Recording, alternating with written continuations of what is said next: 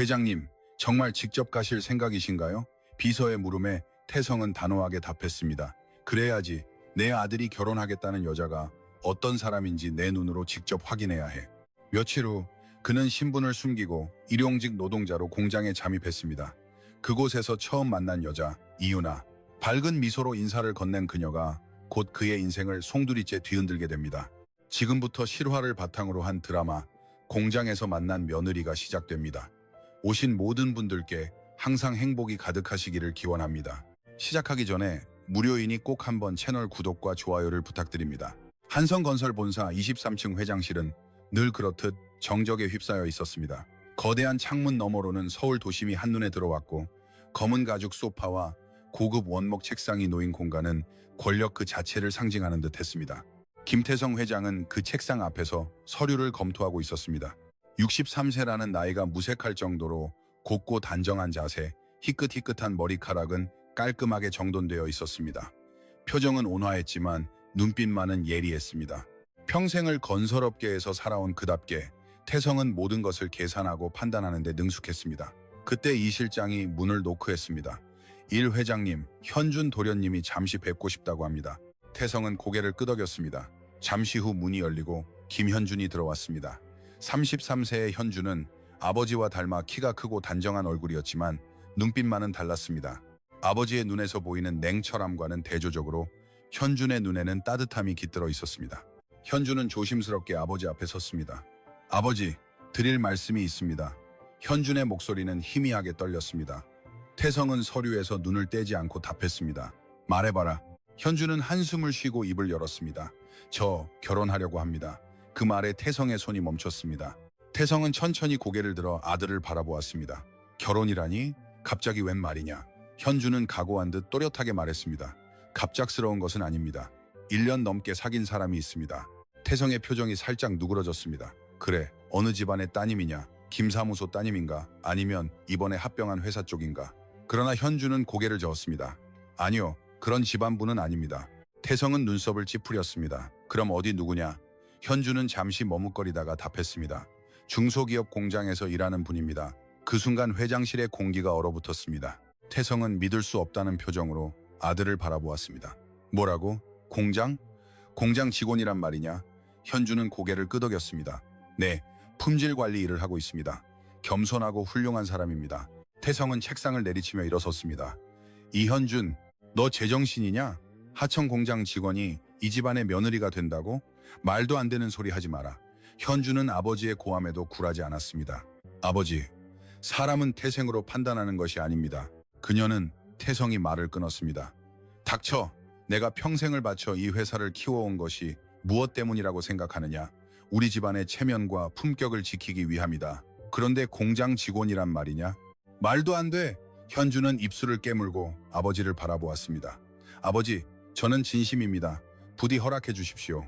태성은 창밖으로 시선을 돌리고 차갑게 내뱉었습니다. 허락할 수 없다. 당장 그 여자와 헤어져라. 다른 상대는 내가 찾아주겠다. 현준은 고개를 저었습니다. 그럴 수 없습니다.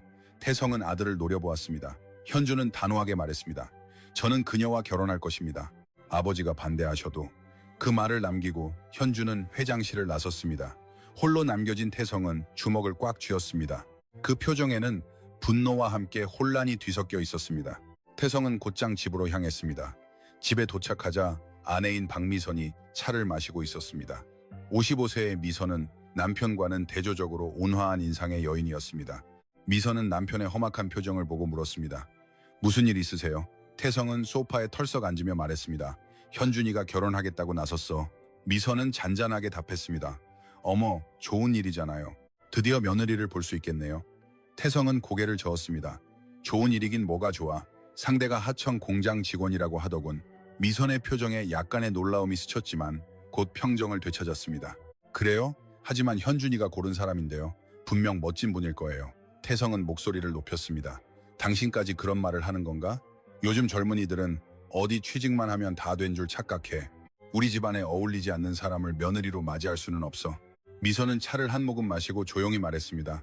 당신은 사람을 겉모습만 보고 판단하는 버릇이 있어요. 직접 만나보지도 않고 어떻게 알아요? 태성은 미선의 말에 잠시 침묵했습니다. 그날 밤 태성은 잠을 이룰 수 없었습니다. 침대에 누워도 머릿속은 혼란스러웠습니다. 공장 직원이라니? 도대체 어떤 여자이기에 현준이를 저토록 고집스럽게 만드는가? 태성은 천장을 바라보며 생각했습니다. 직접 확인하는 수밖에 없어. 그 여자가 정말 우리 집안 며느리로서 합당한 자격이 있는지. 그렇게 태성의 마음에 하나의 계획이 떠올랐습니다. 스스로 그 공장에 잠입하여 정체를 숨기고 그 여자를 관찰하는 것이었습니다. 다음 날 아침, 태성은 이 실장을 불렀습니다. 1. 우리 하청 공장 중에서 지금 가장 바쁜 곳이 어디지? 이 실장은 잠시 생각하다가 답했습니다. 경기도 안산에 있는 대형 정밀입니다. 요즘 납기에 쫓기고 있습니다. 이 삼태성은 고개를 끄덕이며 말했습니다. 그곳에 일용직 자리를 하나 만들어라. 내가 들어갈 것이다. 이 실장은 경악했습니다. 1. 회장님께서 직접요? 태성은 단호하게 말했습니다. 내 정체는 누구에게도 밝히지 마라. 이건 명령이다. 며칠 후 태성은 평소와는 전혀 다른 모습으로 변해 있었습니다. 작업복을 입고 낡은 운동화를 신고 있었습니다. 거울에 비친 자신은 마치 딴 사람 같았습니다. 태성은 자신에게 다짐했습니다. 이 기회에 분명히 확인해주마. 그 여자가 과연 우리 현준이에게 어울리는 사람인지. 김태성은 태어나서 처음으로 작업복을 입었습니다. 거울 앞에 선 태성은 낯선 자신의 모습을 바라보았습니다. 회색 작업복의 안전모, 그리고 달아빠진 운동화. 늘 잘 재단된 양복을 입던 그에게 이 복장은 마치 다른 세상 사람이 된 듯한 기분을 안겨주었습니다. 이 실장이 준비한 신분증에는 박철수라는 이름이 적혀 있었습니다. 일태성은 그 카드를 품에 넣고 깊이 숨을 들이쉬었습니다. 경기도 안산에 위치한 대형 정밀 공장은 한성건설의 수많은 하청 기업 중 하나였습니다. 이 3공장 입구에 도착한 태성은 잠시 발걸음을 멈추었습니다. 철문 너머로 보이는 공장은 낡았고 주차장에는 오래된 트럭이나 오토바이 등이 어지럽게 놓여 있었습니다. 태성은 그동안 본사 건물에서만 일해왔기에 이런 현장의 풍경은 생소한 것이었습니다. 내가 일궈낸 회사의 하청 공장이 이토록 낡았다니. 태성은 씁쓸한 표정으로 문을 들어섰습니다. 관리사무실에서 박 공장장이 태성을 맞이했습니다. 사신입 박철수 씨죠? 일 경험은? 태성은 고개를 저었습니다. 아니요, 처음입니다. 박 공장장은 씩 웃으며 말했습니다. 그럼 힘들겠구먼. 요즘은 납기 때문에 야근도 많아. 괜찮겠어? 태성은 단호하게 답했습니다. 문제 없습니다. 박 공장장은 서류를 건네며 말했습니다. 그럼 이윤아 씨한테 배워. 품질 관리 담당인데 신입 교육 담당도 하고 있으니까. 작업장 문을 열자 귀청을 찢을 듯한 기계 소음이 쏟아져 나왔습니다. 선반이 돌아가고 용접 불꽃이 튀며 직원들은 각자의 자리에서 바쁘게 일하고 있었습니다. 공기는 뜨겁고 무거웠으며 기름과 땀 냄새가 뒤섞여 있었습니다. 태성은 순간 숨이 막혔습니다. 냉난방이 완비된 회장실과는 너무나도 동떨어진 세상이었습니다. 사람들이 이런 곳에서 일하고 있었단 말인가? 태성은 믿을 수 없다는 표정으로 주위를 둘러보았습니다. 그때 한 여성이 다가왔습니다. 밝은 미소를 띤 채 깨끗한 작업복을 입은 그녀가 바로 이윤아였습니다. 오, 안녕하세요. 이윤아입니다. 오늘부터 저와 함께 일하게 되실 거예요. 윤아의 목소리는 따뜻했습니다. 태성은 순간 머뭇거리다가 답했습니다. 박철수입니다. 윤아는 밝게 말했습니다. 처음이시라고 들었어요. 제가 천천히 가르쳐 드릴 테니 걱정 마세요. 윤아는 태성을 작업대에 앞으로 안내했습니다. 여기서 부품 검사 작업을 부탁드릴게요. 이 게이지로 치수를 재서 불량품은 따로 분리해 주시면 됩니다. 태성은 고개를 끄덕이며 게이지를 들었습니다. 그러나 평생을 서류와 펜만으로 지내온 태성에게 공구는 낯선 것이었습니다. 게이지를 부품에 대는 각도도 어설펐고 측정값을 읽는 것도 쉽지 않았습니다. 윤아는 옆에서 지켜보다가 조용히 말했습니다. 이렇게 잡으면 편해요. 윤아는 태성의 손에 가볍게 닿아 각도를 바로잡아 주었습니다. 1시간쯤 지났을 때 태성은 무거운 상자를 옮기려다가 자세를 잃고 말았습니다. 상자는 바닥에 떨어졌고 안에 부품들이 흩어졌습니다. 쨍그랑 하는 소리에 주위 직원들이 일제히 뒤돌아보았습니다. 태성은 당황했습니다. 평생 이런 실수를 해본 적이 없었기 때문입니다. 태성은 허둥지둥 부품을 주우려 했지만 손이 떨렸습니다. 그때 윤아가 달려왔습니다. 괜찮으세요? 다친 데는 없으시고요? 윤아는 먼저 태성의 몸 상태를 확인했습니다. 죄송합니다. 제가 부주의해서. 태성이 말하자 윤아는 고개를 저었습니다. 아니에요. 처음엔 누구나 그래요. 저도 처음엔 그랬어요.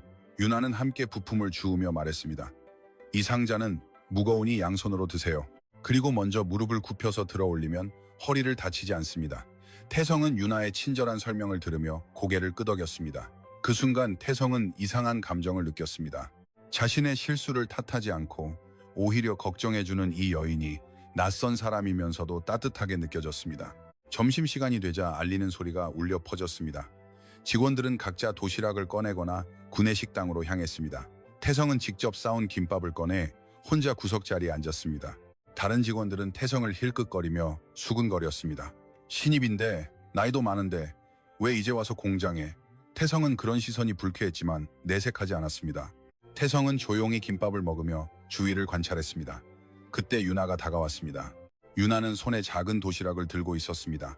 박철수 씨, 혼자세요? 여기 앉아도 될까요? 태성은 고개를 끄덕였습니다. 유나는 자리에 앉더니 도시락 뚜껑을 열었습니다. 이거 집에서 담근 김치인데요. 맛있어요. 함께 드실래요? 6, 7, 8. 태성은 잠시 망설였습니다. 누군가가 자신에게 이토록 순수한 호의를 베푼 것이 언제 이후인지 기억나지 않았습니다. 아니요, 괜찮습니다. 제 것만으로도 충분해서요. 유나는 웃으며 말했습니다. 에이, 그러지 마시고 저 혼자서는 다 못 먹어요. 태성은 조심스럽게 김치를 한 조각 입에 넣었습니다. 아삭한 식감과 적당한 염도가 입안에 퍼졌습니다. 맛있네요.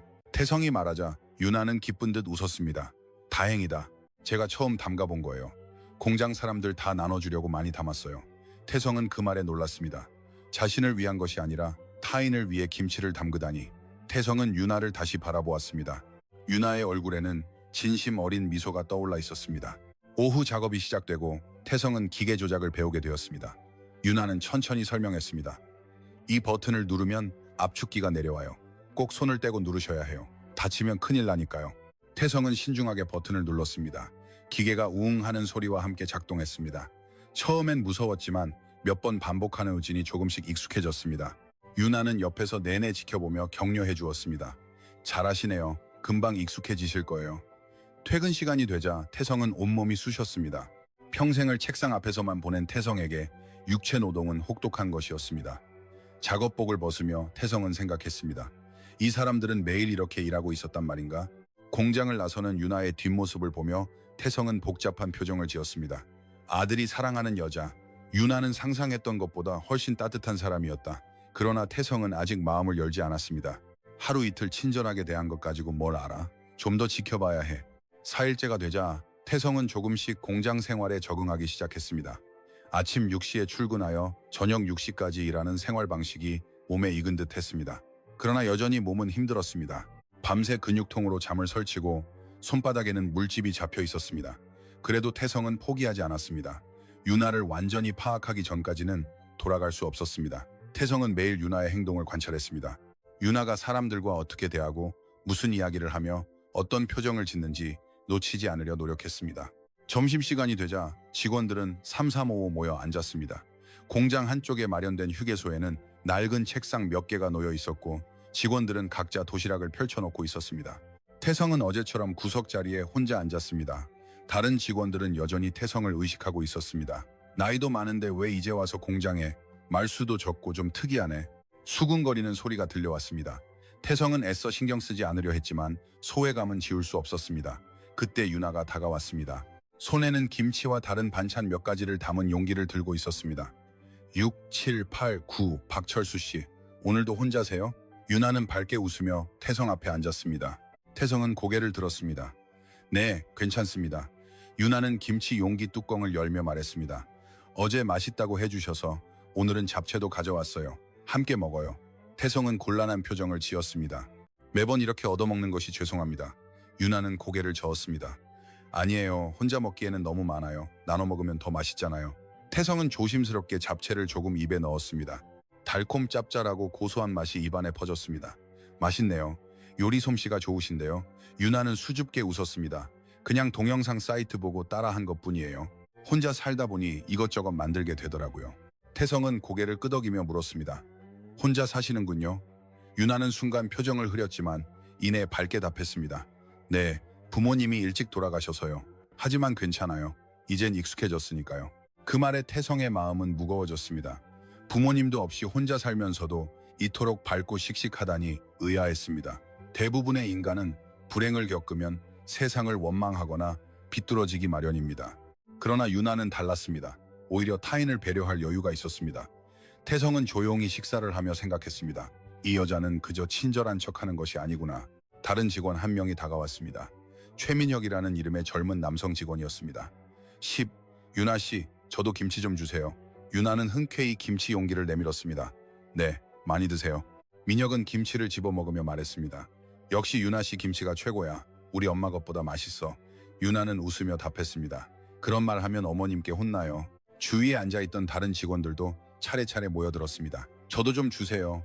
유나 씨 덕분에 밥맛이 좋아요. 태성은 그 광경을 바라보며 놀랐습니다. 유나는 자신이 가져온 반찬을 아낌없이 나눠주었고 김치 용기는 금세 바닥이 났으며 잡채도 거의 남아있지 않았습니다. 그러나 유나는 전혀 아까워하는 기색을 보이지 않았습니다. 오히려 사람들이 맛있게 먹는 모습을 보며 만족스러워했습니다. 태성은 마음속으로 중얼거렸습니다. 저 아이는 저런 마음을 가지고 있는 건가? 평생 사람들을 집안이나 재산으로 평가해온 태성에게 유나의 모습은 충격적이었습니다. 이후 연세가 있는 여성 직원 한 명이 유나에게 다가왔습니다. 유나 씨, 미안한데 오늘 좀 일찍 퇴근해도 될까? 애가 열이 나서 병원에 데려가 봐야 해. 유나는 고개를 끄덕이며 답했습니다. 네, 괜찮아요. 언니 일은 제가 해놓을게요. 여성 직원은 감사한 표정을 지었습니다. 감기 같긴 한데 열이 높아서 말이야. 정말 고마워. 유나는 손을 흔들며 말했습니다. 별 말씀을요. 빨리 나으면 좋겠네요. 오후 작업이 시작되고 유나는 자신의 일뿐만 아니라 조퇴한 직원의 일까지 떠맡았습니다. 검사해야 할 부품은 2배가 되었지만 유나는 불평 한마디 없이 묵묵히 일했습니다.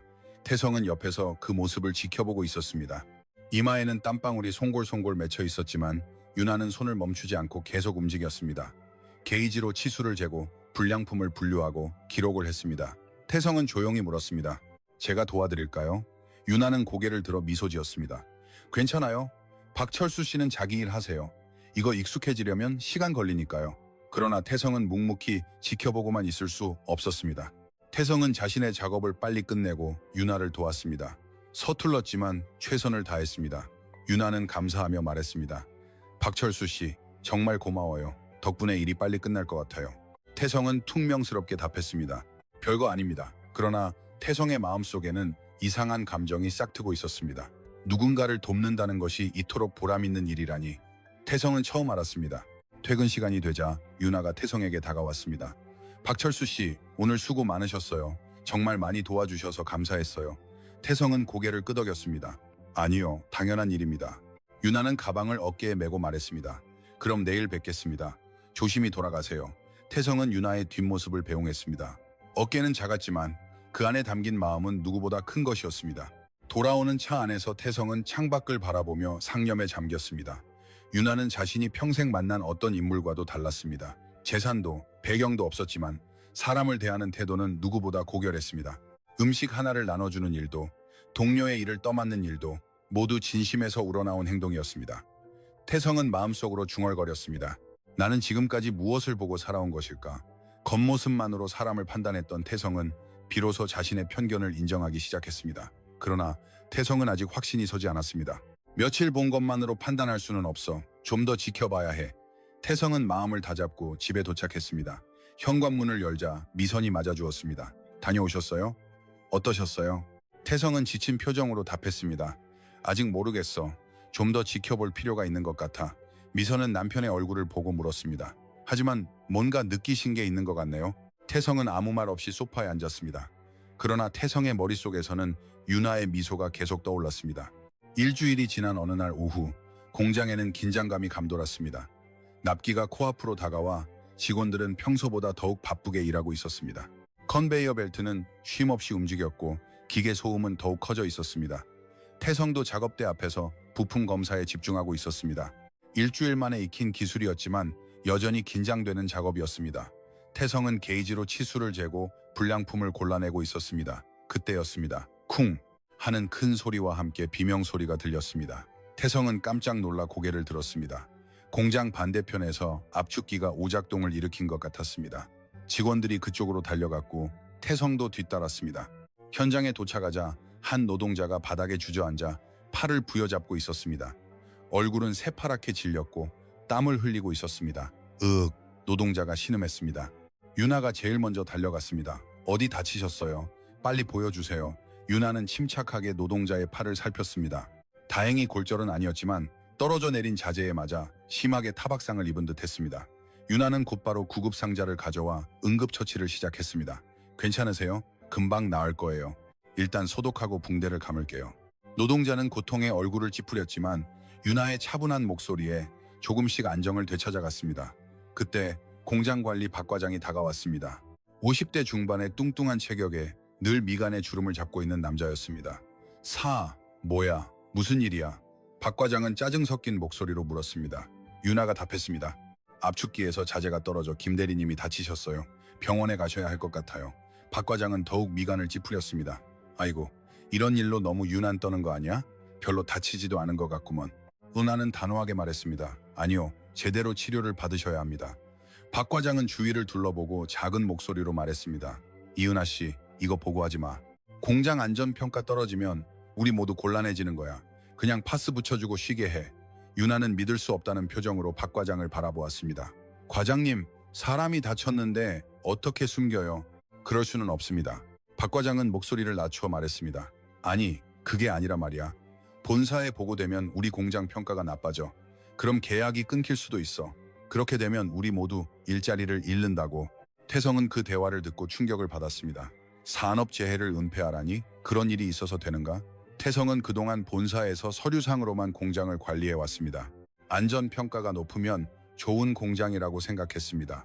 그러나 그 이면에 이런 일이 벌어지고 있었다니 믿을 수 없었습니다. 태성은 주먹을 꽉 쥐었습니다. 분노가 치밀어 올랐지만 지금 자신의 정체를 밝힐 수는 없었습니다.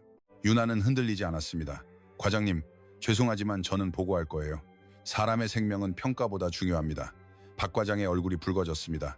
이유나, 너 지금 무슨 소리 하는 거야? 여기 있는 다른 직원들 생각도 해야지. 주위 직원들이 불안한 표정으로 지켜보고 있었습니다. 누군가 작은 목소리로 말했습니다. 유나 씨, 이번엔 그냥 넘어가는 게 좋지 않을까? 우리 일자리도 생각해야지. 유나는 고개를 저었습니다. 아니요, 이건 원칙의 문제입니다. 오늘 이걸 그냥 넘어간다면 또 같은 일이 일어날 거예요. 유나는 다친 노동자를 부축하여 일으켜 세웠습니다. 김 대리님, 제가 병원까지 모셔다 드릴게요. 일단 치료부터 받으세요. 노동자는 감사하며 고개를 끄덕였습니다. 유나는 사무실로 가서 사고 보고서를 작성하기 시작했습니다. 박 과장은 뒤따라가 막으려 했지만 유나는 듣지 않았습니다. 과장님, 이건 제 책임으로 하는 일이니까 괜찮아요. 박 과장은 화가 났지만 더 이상 막을 수는 없었습니다. 박 과장은 혀를 차며 그 자리를 떠났습니다. 태성은 그 모습을 지켜보며 깊이 감동했습니다. 유나는 자신의 불이익을 감수하고서라도 옳은 일을 하려 하고 있었습니다. 대부분의 인간은 먼저 자신의 이익을 생각하기 마련입니다. 그러나 유나는 달랐습니다. 원칙을 지키는 것, 사람의 안전을 최우선으로 하는 것, 그것이 유나의 신념이었습니다. 태성은 평생 경영자로서 수많은 사람들을 만나왔지만 이런 인물은 처음이었습니다. 유나는 보고서 작성을 마친 후 다친 노동자를 데리고 병원으로 향했습니다. 태성은 작업대로 돌아왔지만 일에 집중할 수 없었습니다. 머릿속에서는 방금 전의 사건이 계속 반복되고 있었습니다. 내가 만든 시스템이 문제였던 것이다. 태성은 깨달았습니다. 본사가 안전평가만으로 공장을 평가하니까 현장에서는 사고를 은폐하려 드는구나. 결국 노동자들의 안전은 뒷전으로 밀려나고 있었습니다. 저녁이 되자 유나가 돌아왔습니다. 얼굴은 지쳐 보였지만 표정은 의연했습니다. 태성은 조용히 다가가 물었습니다. 괜찮았습니까? 유나는 고개를 끄덕이며 미소 지었습니다. 네, 김 대리님은 크게 다치신 건 아니래요. 일주일 정도 쉬면 나을 거라고 합니다. 태성은 물었습니다. 박 과장은 화내지 않았습니까? 유나는 어깨를 으쓱했습니다. 화냈죠. 하지만 어쩔 수 없어요. 사람이 다쳤는데 숨길 수는 없잖아요. 태성은 유나를 다시 바라보았습니다. 이 여성은 그저 친절한 사람만이 아니었습니다. 용기 있는 사람이었습니다. 자신의 입지가 위태로워질 수도 있는 상황에서도 옳은 것을 선택할 수 있는 사람이었습니다. 태성은 마음속으로 중얼거렸습니다. 이런 사람이야말로 진정한 품격을 가진 인간이다.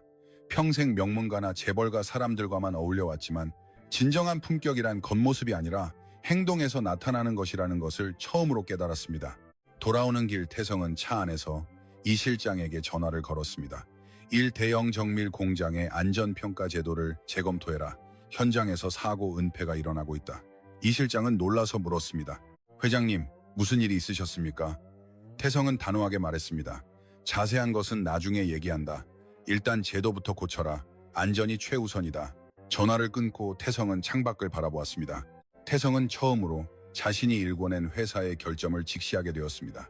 집에 도착하여 미선에게 말했습니다. 당신 말이 옳았어. 그 여성은 보통 사람이 아니야. 미선은 남편의 진지한 표정을 보고 물었습니다. 무슨 일이 있었어요? 태성은 오늘 있었던 일을 차례대로 설명했습니다. 미선은 고개를 끄덕이며 말했습니다. 그럼 이제 인정하시는군요. 태성은 잠시 침묵했습니다. 아직은 모르겠어. 하지만 분명한 것은 그 여성은 원칙을 아는 사람이라는 것이다. 태성은 소파에 앉아 깊은 사색에 잠겼습니다. 사고 이후 며칠이 지났습니다. 공장에는 미묘한 긴장감이 감돌고 있었습니다. 박 과장은 유나를 노골적으로 냉대했고 일부 직원들도 유나를 피하는 듯 했습니다. 유나 씨 때문에 본사에서 감사 들어온대. 우리 공장 평가 떨어지면 어떡해? 수군거리는 소리가 들려왔습니다. 그러나 유나는 동요하지 않았습니다. 여전히 밝은 미소로 사람들에게 인사하고 묵묵히 자신의 일에 집중했습니다.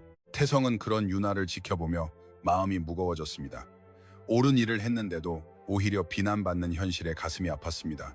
태성은 작업대 앞에 서서 부품을 검사하면서도 자꾸만 유나 쪽으로 눈길이 갔습니다. 유나는 여전히 침착하게 일을 하고 있었습니다. 게이지로 치수를 재고 기록을 하고 불량품을 분류했습니다. 그 모습은 태성의 눈에는 존경의 대상으로 비쳤습니다. 점심시간, 유나가 태성에게 다가왔습니다. 박철수 씨, 오늘은 도시락 안 싸오셨네요. 함께 구내식당에 갈까요? 태성은 고개를 끄덕였습니다. 두 사람은 함께 식당으로 향했습니다. 식당은 시끌벅적했고 직원들로 가득 차 있었습니다. 유나는 자리를 찾아 앉으며 말했습니다. 요즘 바쁘네요. 납기가 가까워서 다들 힘들어 보여요. 태성은 국물을 후루룩 마시며 답했습니다. 그렇네요. 다들 고생이 많습니다. 유나는 식사 도중 태성을 바라보았습니다. 박철수 씨, 하나 여쭤봐도 될까요? 태성은 긴장하며 물었습니다. 무엇을요? 유나는 조심스럽게 물었습니다. 박철수 씨는 다른 분들과 좀 다른 것 같아요. 말씨도 그렇고 행동도 그렇고 혹시 전에 다른 회사에서 일하셨어요? 사무직 같은. 태성은 순간 뜨끔했습니다. 들킬 뻔했습니다. 태성은 애써 침착하게 답했습니다. 아, 나이 들면 다 이렇게 되는 법입니다. 별거 아닙니다. 유나는 고개를 갸우뚱했지만 더 이상 묻지 않았습니다. 그래요? 그런데 박철수 씨는 일 배우는 속도가 정말 빠르네요. 보통 신입은 한 달은 걸리는데 박철수 씨는 벌써 다 익숙해진 것 같아요. 태성은 쓴 웃음을 지었습니다. 익숙한 것이 아니라 관찰력이 뛰어난 것이다. 평생 사람들을 관찰하고 분석하며 살아온 태성이었기에 작업의 순서를 파악하는 것도 빨랐던 것입니다. 그러나 태성은 아무렇지 않은 듯 말했습니다. 유나 씨가 친절하게 가르쳐 주셔서 그렇죠. 식사를 마치고 작업장으로 돌아왔을 때 박 공장장이 직원들을 모았습니다. 그의 표정은 어두웠습니다. 여러분 들어주세요. 본사에서 연락이 왔습니다. 이번 프로젝트는 중단되었다고 합니다. 순간 작업장이 술렁였습니다. 뭐라고요? 왜요? 직원들의 목소리가 높아졌습니다. 박 공장장은 한숨을 쉬며 말했습니다. 자재 납품이 늦어져서 본사가 계약을 해지했다고 합니다. 우리가 지금까지 만든 부품은 모두 폐기 처분될 거라고 합니다. 유나의 얼굴이 굳어졌습니다. 그럼 우리가 지금까지 해온 일은요? 박 공장장은 고개를 저었습니다. 헛수고가 됐어. 모두 버려야 해. 그리고 당분간 일거리가 없을 거야. 여러분들은 무급휴직에 들어가야 할 것 같습니다. 직원들은 충격을 받았습니다. 무급이라니? 그럼 우리 월급은 어떻게 되는 건데요? 박 공장장은 곤란한 표정을 지었습니다. 본사의 결정이라 어쩔 수 없습니다. 미안합니다. 태성은 그 말을 듣고 충격을 받았습니다. 본사의 결정, 그것은 바로 자신이 서명한 서류였다. 며칠 전 이 실장이 올린 자재 계약 해지 안건. 태성은 깊이 생각하지 않고 승인했었습니다. 그저 서류 한 장, 서명 하나에 불과했는데 그것이 이토록 많은 사람들의 삶에 영향을 미칠 줄은 꿈에도 생각하지 못했습니다. 태성은 주먹을 꽉 쥐었습니다. 내가 한 일인가? 직원들은 한 명씩 그 자리를 떠났습니다. 무거운 침묵 속에 작업장은 텅 비어갔습니다. 그러나 유나는 그 자리를 움직이지 않았습니다. 유나는 작업대 앞에 서서 미완성 부품을 바라보고 있었습니다. 그리고 조용히 말했습니다. 우리 이것들을 완성시키죠. 옆에 있던 몇몇 직원이 뒤돌아보았습니다. 유나 씨, 어차피 버릴 건데 왜? 유나는 고개를 저었습니다. 그래도 끝까지 해내야죠. 우리가 시작한 일인데요. 민혁이 말했습니다. 하지만 무급인데 왜 이래요? 돈도 안 나오는데. 유나는 미소 지었습니다. 돈 때문에 일하는 게 아니에요. 우리가 만든 것은 우리 손으로 완성시켜야 한다고 생각해요. 그게 우리의 자부심 아닌가요? 그 말에 몇몇 직원이 고개를 끄덕였습니다. 유나 씨 말이 맞아. 그래. 어차피 시간도 있는데 끝까지 해내자. 한 명씩 직원들이 작업대 앞으로 돌아왔습니다. 태성도 자신의 자리로 돌아왔습니다. 태성은 부품을 들고 생각했습니다. 이 사람들은 월급을 받지 못해도 자부심을 가지고 일하는 건가? 본사에서 일할 때에는 알지 못했던 것입니다. 모든 것이 숫자로만 보였습니다. 매출, 이익, 비용. 그러나 지금 이 순간 태성은 깨달았습니다. 그 숫자 이면에는 사람이 있다는 것을, 그 사람들에게는 자부심과 삶이 있다는 것을. 밤이 되었습니다. 직원들은 자발적으로 야근을 하고 있었습니다. 형광등 불빛 아래에서 그들은 묵묵히 손을 움직였습니다. 유나는 가장 앞에서 일하고 있었습니다. 이마에는 땀이 송골송골 맺혀 있었지만 쉴 틈이 없었습니다. 태성은 그 모습을 보며 가슴이 뜨거워졌습니다. 내가 책임을 져야 할 사람들이다. 태성은 처음으로 회장이라는 직책의 무게를 제대로 느꼈습니다. 자정 12시가 넘어 겨우 작업이 끝났습니다. 모든 부품이 완성되었고 깔끔하게 정리되었습니다. 유나는 지친 얼굴로 미소 지었습니다. 여러분, 수고 많으셨어요. 해냈네요. 직원들은 서로를 바라보며 웃었습니다. 비록 폐기될 부품일지라도 끝까지 해냈다는 성취감이 있었습니다. 태성도 그 순간을 함께했습니다. 태성은 마음속으로 맹세했습니다. 이 일은 반드시 내가 바로잡을 것이다. 돌아오는 차 안에서 태성은 이 실장에게 전화를 걸었습니다. 대형 정밀의 프로젝트 중단건 재검토해라. 이 실장은 놀라서 물었습니다. 회장님, 이미 결제까지 나신 건인데 말입니까? 태성은 단호하게 말했습니다. 내 판단이 틀렸다. 계약을 다시 시작시켜라. 그리고 직원들의 무급휴직은 즉각 해제하고 이달 급여는 특별수당을 포함하여 지급해라. 이 실장은 당황하면서도 답했습니다. 알겠습니다, 회장님. 전화를 끊고 태성은 창밖을 바라보았습니다. 태성은 처음으로 자신의 결정이 잘못되었음을 인정했습니다. 그리고 이유나라는 여성을 통해 진정한 책임감이 무엇인지 배우고 있었습니다. 다음 날 아침, 공장의 뜻밖의 소식이 전해졌습니다. 박 공장장이 다시 직원들을 모았습니다. 여러분, 기쁜 소식입니다. 본사에서 연락이 와서 프로젝트 중단이 철회되었다고 합니다. 계약은 다시 시작됩니다. 그리고 무급휴직도 해제되고 이달 급여에는 특별수당까지 지급될 거라고 합니다. 직원들은 환호성을 질렀습니다. 정말요? 야따! 공장 안은 순식간에 밝은 분위기로 바뀌었습니다. 유나는 믿을 수 없다는 표정으로 박 공장장에게 물었습니다. 정말이에요? 갑자기 왜요? 박 공장장도 고개를 갸우뚱했습니다. 나도 잘 모르겠어. 본사에서 급히 재검토했다고 하는데 회장님이 직접 지시하셨다고 하더군. 유나는 고개를 끄덕이며 미소 지었습니다. 다행이다. 정말 다행이에요. 직원들은 서로 어깨를 두드리며 기뻐했습니다. 어젯밤의 피로가 한순간에 날아간 듯했습니다. 태성은 구석에서 그 모습을 지켜보고 있었습니다. 가슴속이 따뜻해졌습니다. 자신의 결정이 이토록 많은 사람들을 행복하게 할 수 있다니 신기한 기분이었습니다. 그동안 숫자만으로 판단해온 태성이었지만 지금은 달랐습니다. 사람들의 웃는 얼굴이 어떤 재무제표보다 의미 있는 것으로 느껴졌습니다. 태성은 조용히 제자리로 돌아가 작업을 시작했습니다. 점심시간이 되었습니다. 유나는 늘 그렇듯 도시락을 펼쳐놓았습니다. 오늘은 김밥과 과일이 들어있었습니다. 태성도 자신의 도시락을 꺼내 옆에 앉았습니다. 유나는 밝게 웃으며 말했습니다. 박철수 씨, 오늘은 정말 좋은 날이죠? 다들 얼굴이 환해요. 태성은 고개를 끄덕이며 답했습니다. 그렇네요. 다행입니다. 유나는 김밥 한 줄을 태성에게 내밀었습니다. 자, 이거 제가 아침 일찍 일어나서 만든 거예요. 태성은 김밥을 받으며 물었습니다. 유나 씨는 왜 그렇게 다른 사람들을 잘 챙겨줍니까?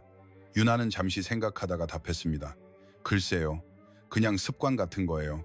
어릴 때 부모님을 잃고 혼자 살 때 주위 분들이 정말 많이 도와주셨거든요. 그래서 저도 누군가에게 도움이 되고 싶다고 생각했어요. 받은 은혜는 갚아야 한다고 생각하거든요. 태성은 그 말에 깊이 공감했습니다. 자신은 평생 받기만 하고 돌려주지 못했다는 생각이 들었습니다. 유나는 계속 말했습니다. 박철수 씨는 요즘 피곤해 보이네요. 밤새 작업하셔서 힘드셨죠? 태성은 고개를 저었습니다. 괜찮습니다. 유나는 가방에서 작은 보온병을 꺼냈습니다. 자, 이거 제가 집에서 커피 타온 거예요. 피로가 풀릴 거예요. 태성은 보온병을 받아 뚜껑을 열었습니다. 따뜻한 커피 향이 코끝을 스쳤습니다. 태성은 한 모금 마셨습니다. 달콤하고 깊은 맛이었습니다. 맛있네요. 태성이 말하자 유나는 기쁜 듯 웃었습니다. 다행이다. 박철수 씨, 힘내세요. 많이 지쳐 보이시지만 노력하면 분명 좋은 날이 올 거예요. 오늘처럼요. 그 말에 태성은 잠시 말을 잃었습니다. 목이 메는 듯 했습니다. 평생 누군가에게 이토록 따뜻한 위로의 말을 들어본 적이 없었습니다. 회장이라는 자리는 고독했습니다. 모두가 태성을 두려워하고 존경했지만 진심으로 걱정해주는 사람은 없었습니다. 그러나 지금 이 순간 유나는 진심으로 태성을 걱정하고 있었습니다. 태성은 커피를 한 모금 더 마시며 생각했습니다. 나는 얼마나 많은 사람들에게 상처를 주며 살아온 것일까? 태성은 자신이 만들어온 세상이 얼마나 차갑고 계산적이었는지 깨달았습니다. 본사에서 일할 때 태성은 사람들을 오직 성과로만 평가했습니다. 목표를 달성하면 칭찬하고 실패하면 질책했습니다. 그러나 그 사람들의 삶에는 눈길조차 주지 않았습니다. 그들이 무엇을 느끼고 무엇을 원하는지 전혀 관심이 없었습니다. 태성은 자신이 얼마나 오만했는지 깨닫기 시작했습니다. 오후 작업이 시작되었습니다. 태성은 작업대 앞에서 부품을 검사하면서도 계속 유나를 관찰했습니다. 유나는 여전히 바쁘게 일하고 있었습니다. 동료가 어려움에 처해 있으면 먼저 달려가 돕고 기계가 고장나면 스스로 고치려고 했습니다. 유나는 결코 자신의 일만 하는 법이 없었습니다. 항상 주위를 둘러보고 도움이 필요한 곳에 먼저 손을 내밀었습니다. 태성은 마음속으로 중얼거렸습니다. 이것이야말로 진정한 리더십이다. 저녁 무렵 한 여성 직원이 울고 있었습니다. 유나가 다가가 물었습니다. 수진 씨, 왜 그래요? 수진은 눈물을 닦으며 답했습니다. 언니, 집에 문제가 생겨서 엄마가 아프신데 병원비가 없어요. 그런데 이번 달 월급은 다음 주에나 나오는데 어떡하죠? 유나는 잠시 생각하다가 말했습니다. 얼마나 필요해요? 수진은 망설이며 답했습니다. 10만 원 정도요. 하지만 제가 어떻게? 유나는 가방을 열어 지갑을 꺼냈습니다. 그리고 카드를 꺼내며 말했습니다. 이거 써요. 급한 불은 이걸로 끄고 나중에 천천히 갚아주면 돼요. 수진은 놀랐습니다. 언니, 이거 언니 비상금 아니에요? 제가 어떻게 받아요? 유나는 웃으며 말했습니다. 괜찮아요. 저는 혼자 살아서 갑자기 돈이 필요할 일도 없어요. 수진 씨, 어머님 빨리 낫게 해드려요. 수진은 눈물을 흘리며 유나를 끌어안았습니다. 언니, 정말 고마워요. 태성은 그 광경을 보고 가슴이 뭉클했습니다. 자신도 넉넉하지 않은데 동료를 위해 선뜻 돈을 내밀었습니다.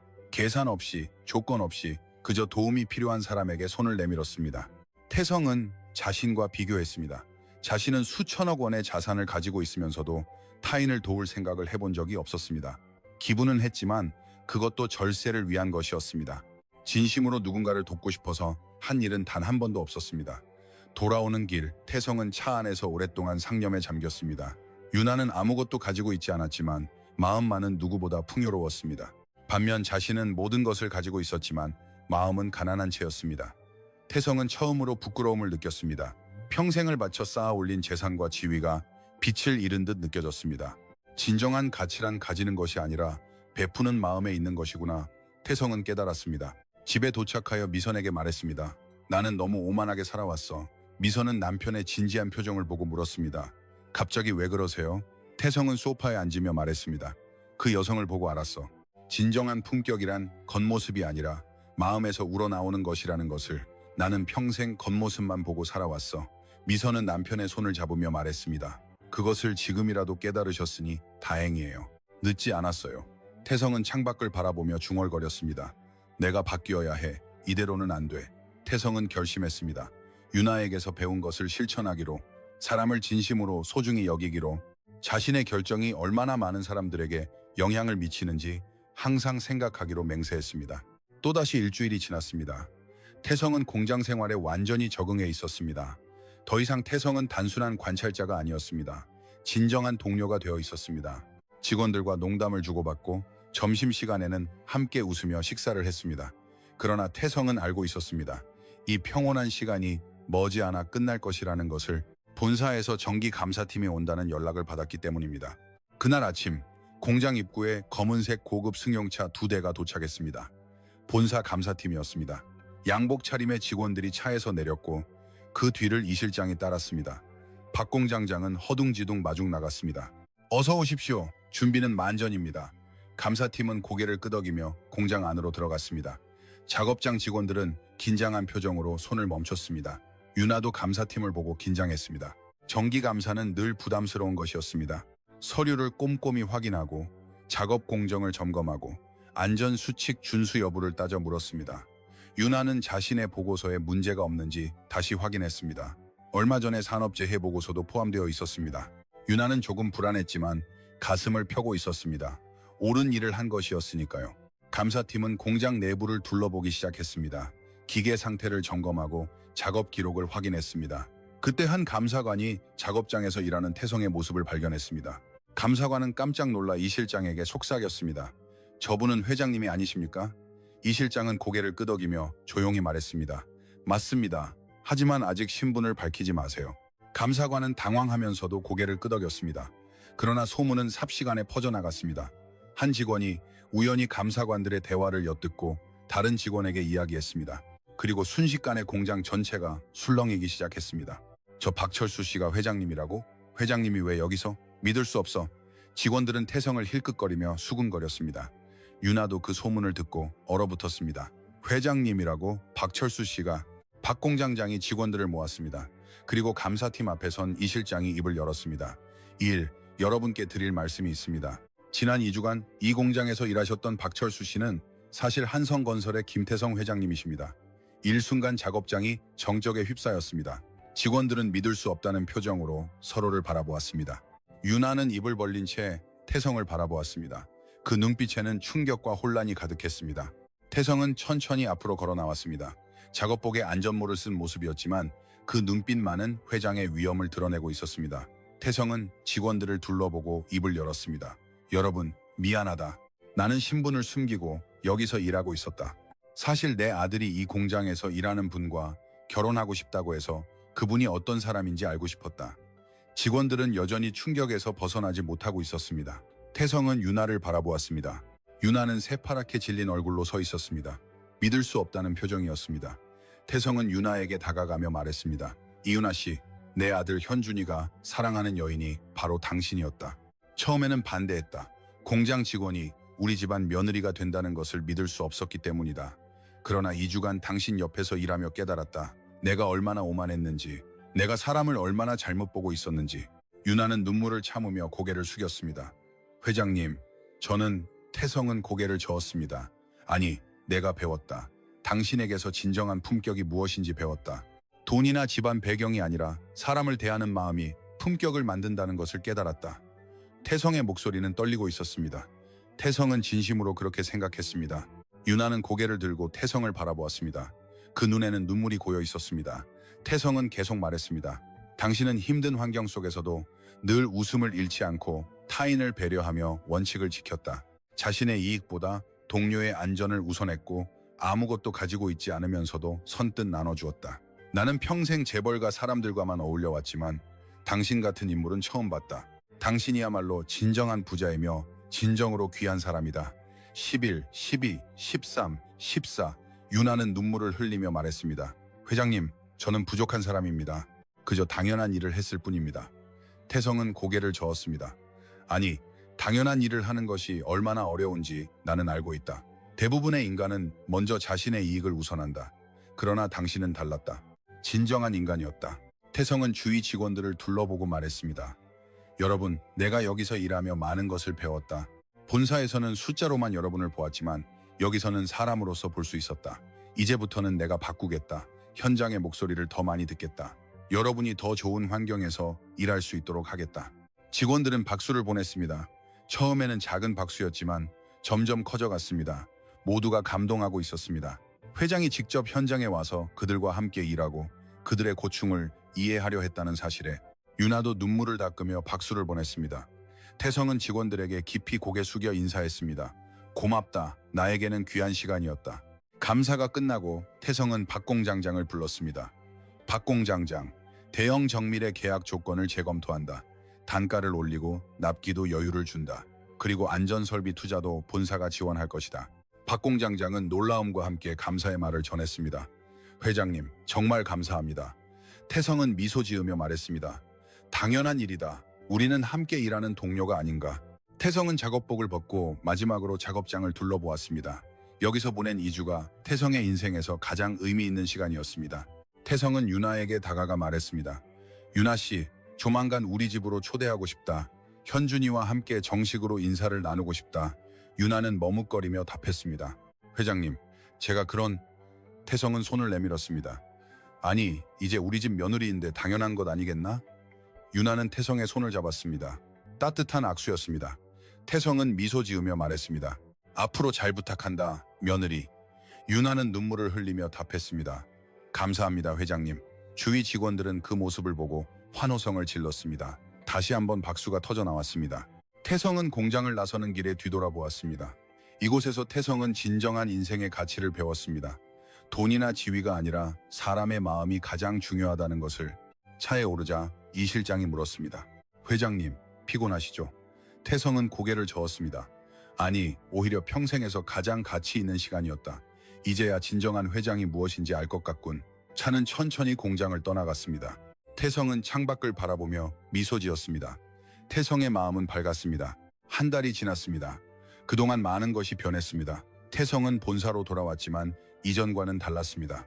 현장의 목소리를 직접 듣기 위해 정기적으로 공장을 방문했고 하청 기업과의 계약 조건을 개선했습니다. 직원들의 복리 후생도 대폭 강화했습니다. 사내에서는 회장님이 달라지셨다는 소문이 돌았습니다. 태성은 미소 지으며 답했습니다. 달라진 것이 아니라 이제야 제대로 볼 수 있게 된 것뿐이다. 오늘은 특별한 날이었습니다. 태성이 윤아와 현준을 자신의 집으로 초대한 날이었습니다. 현준은 며칠 전부터 긴장한 기색이었습니다. 아버지, 정말 괜찮을까? 윤아는 현준의 손을 잡으며 말했습니다. 괜찮을 거요. 회장님은 이제 저를 인정해 주셨어요. 현준은 고개를 끄덕이며 미소 지었습니다. 윤아 씨 덕분이야. 아버지가 변한 건 다 당신 덕분이야. 윤아는 수줍게 웃었습니다. 저녁 6시 윤아와 현준은 김태성의 집에 도착했습니다. 거대한 저택이 눈앞에 펼쳐져 있었습니다. 윤아는 긴장한 표정으로 현준을 바라보았습니다. 정말 큰 저택이네. 현준은 윤아의 손을 꽉 잡으며 말했습니다. 괜찮아, 우리가 함께니까. 두 사람은 손을 잡고 현관으로 걸어갔습니다. 문이 열리고 박미선이 밝은 미소로 두 사람을 맞이했습니다. 어서 와요. 기다리고 있었어요. 거실로 들어서자 뜻밖의 광경이 펼쳐져 있었습니다. 평소라면 거대한 식탁에 양복 차림의 태성이 앉아 있을 텐데 오늘은 달랐습니다.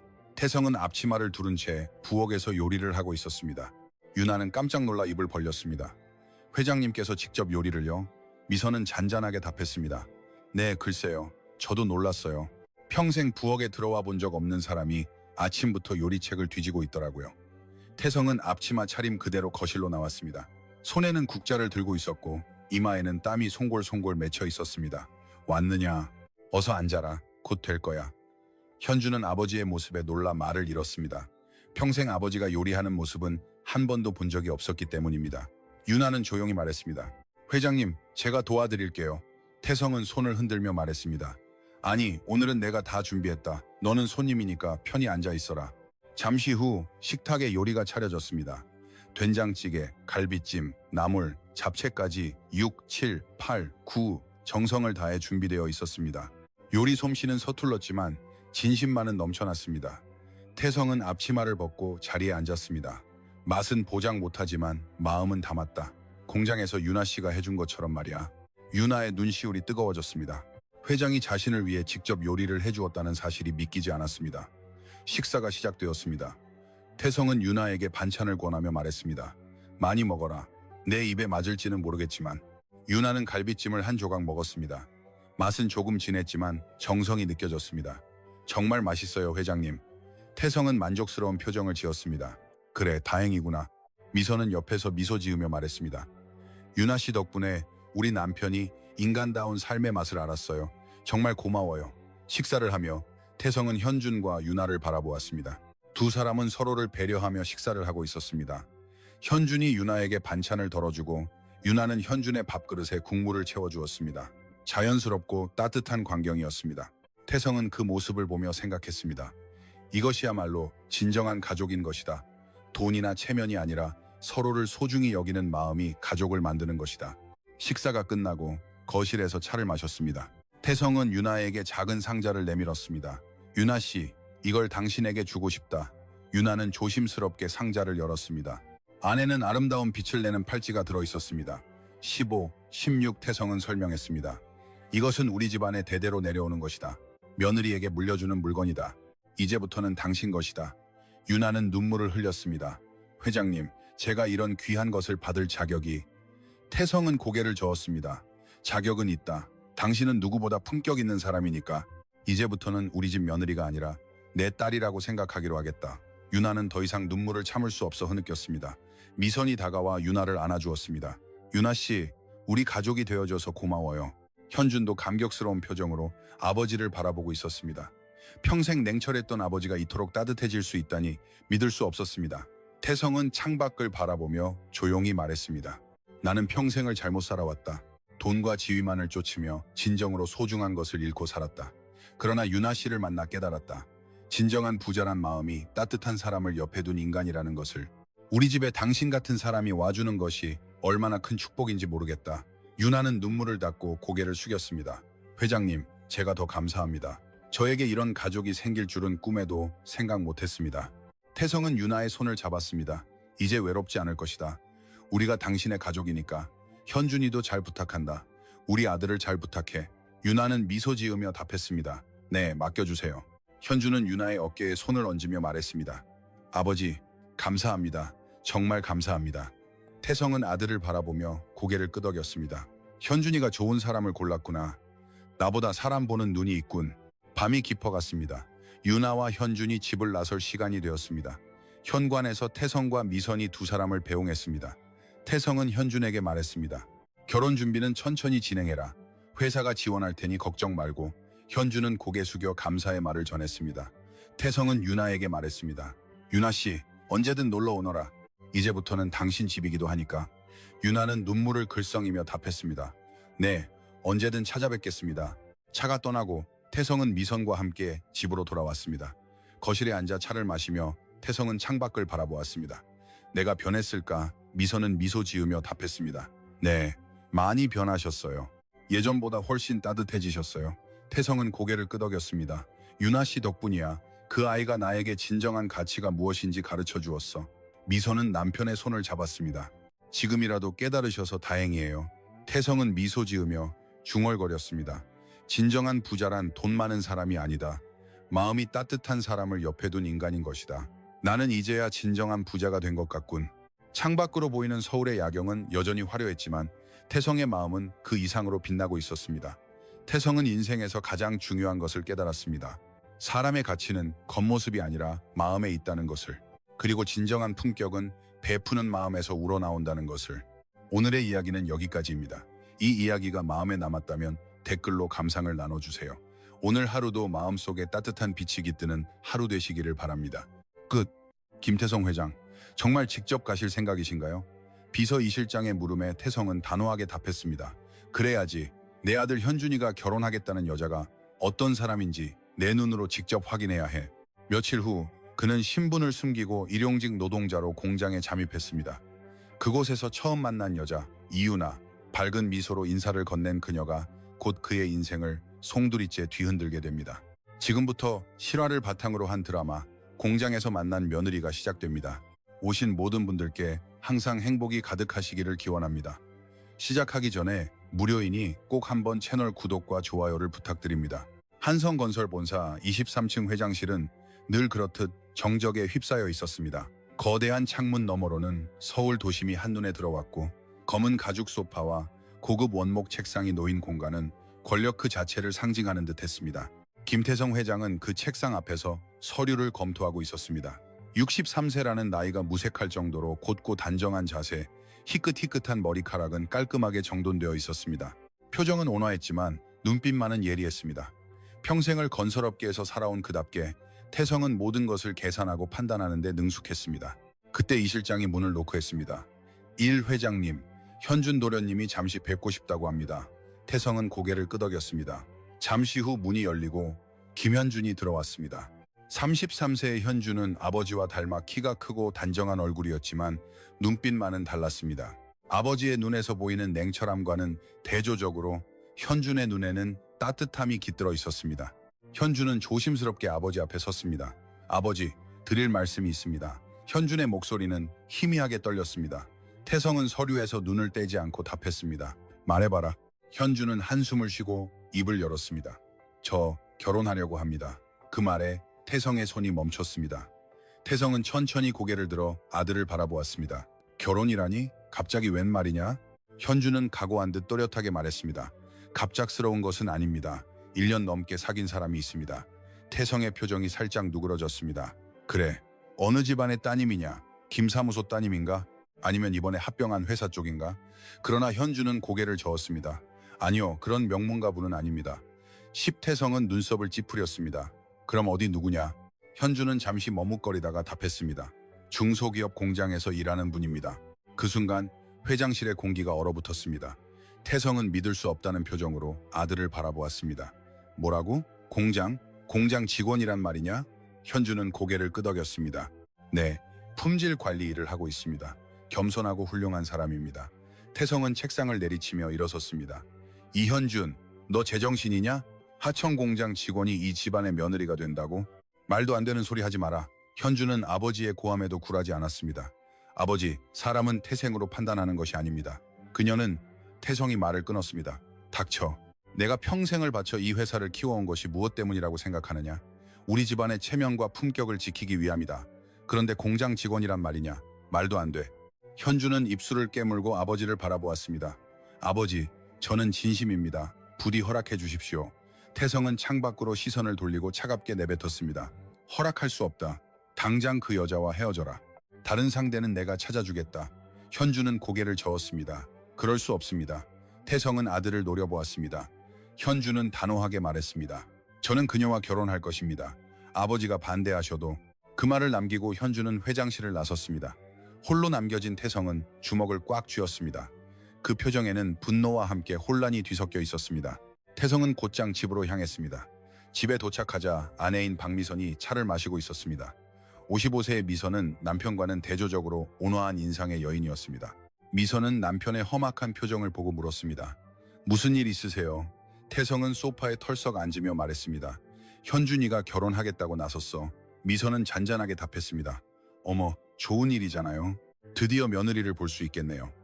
태성은 고개를 저었습니다. 좋은 일이긴 뭐가 좋아. 상대가 하청 공장 직원이라고 하더군. 미선의 표정에 약간의 놀라움이 스쳤지만 곧 평정을 되찾았습니다. 그래요? 하지만 현준이가 고른 사람인데요. 분명 멋진 분일 거예요. 태성은 목소리를 높였습니다. 당신까지 그런 말을 하는 건가? 요즘 젊은이들은 어디 취직만 하면 다 된 줄 착각해. 우리 집안에 어울리지 않는 사람을 며느리로 맞이할 수는 없어. 미선은 차를 한 모금 마시고 조용히 말했습니다. 당신은 사람을 겉모습만 보고 판단하는 버릇이 있어요. 직접 만나보지도 않고 어떻게 알아요?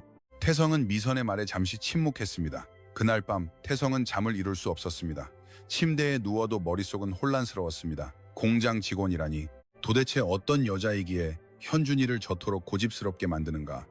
태성은 천장을 바라보며 생각했습니다. 직접 확인하는 수밖에 없어. 그 여자가 정말 우리 집안 며느리로서 합당한 자격이 있는지.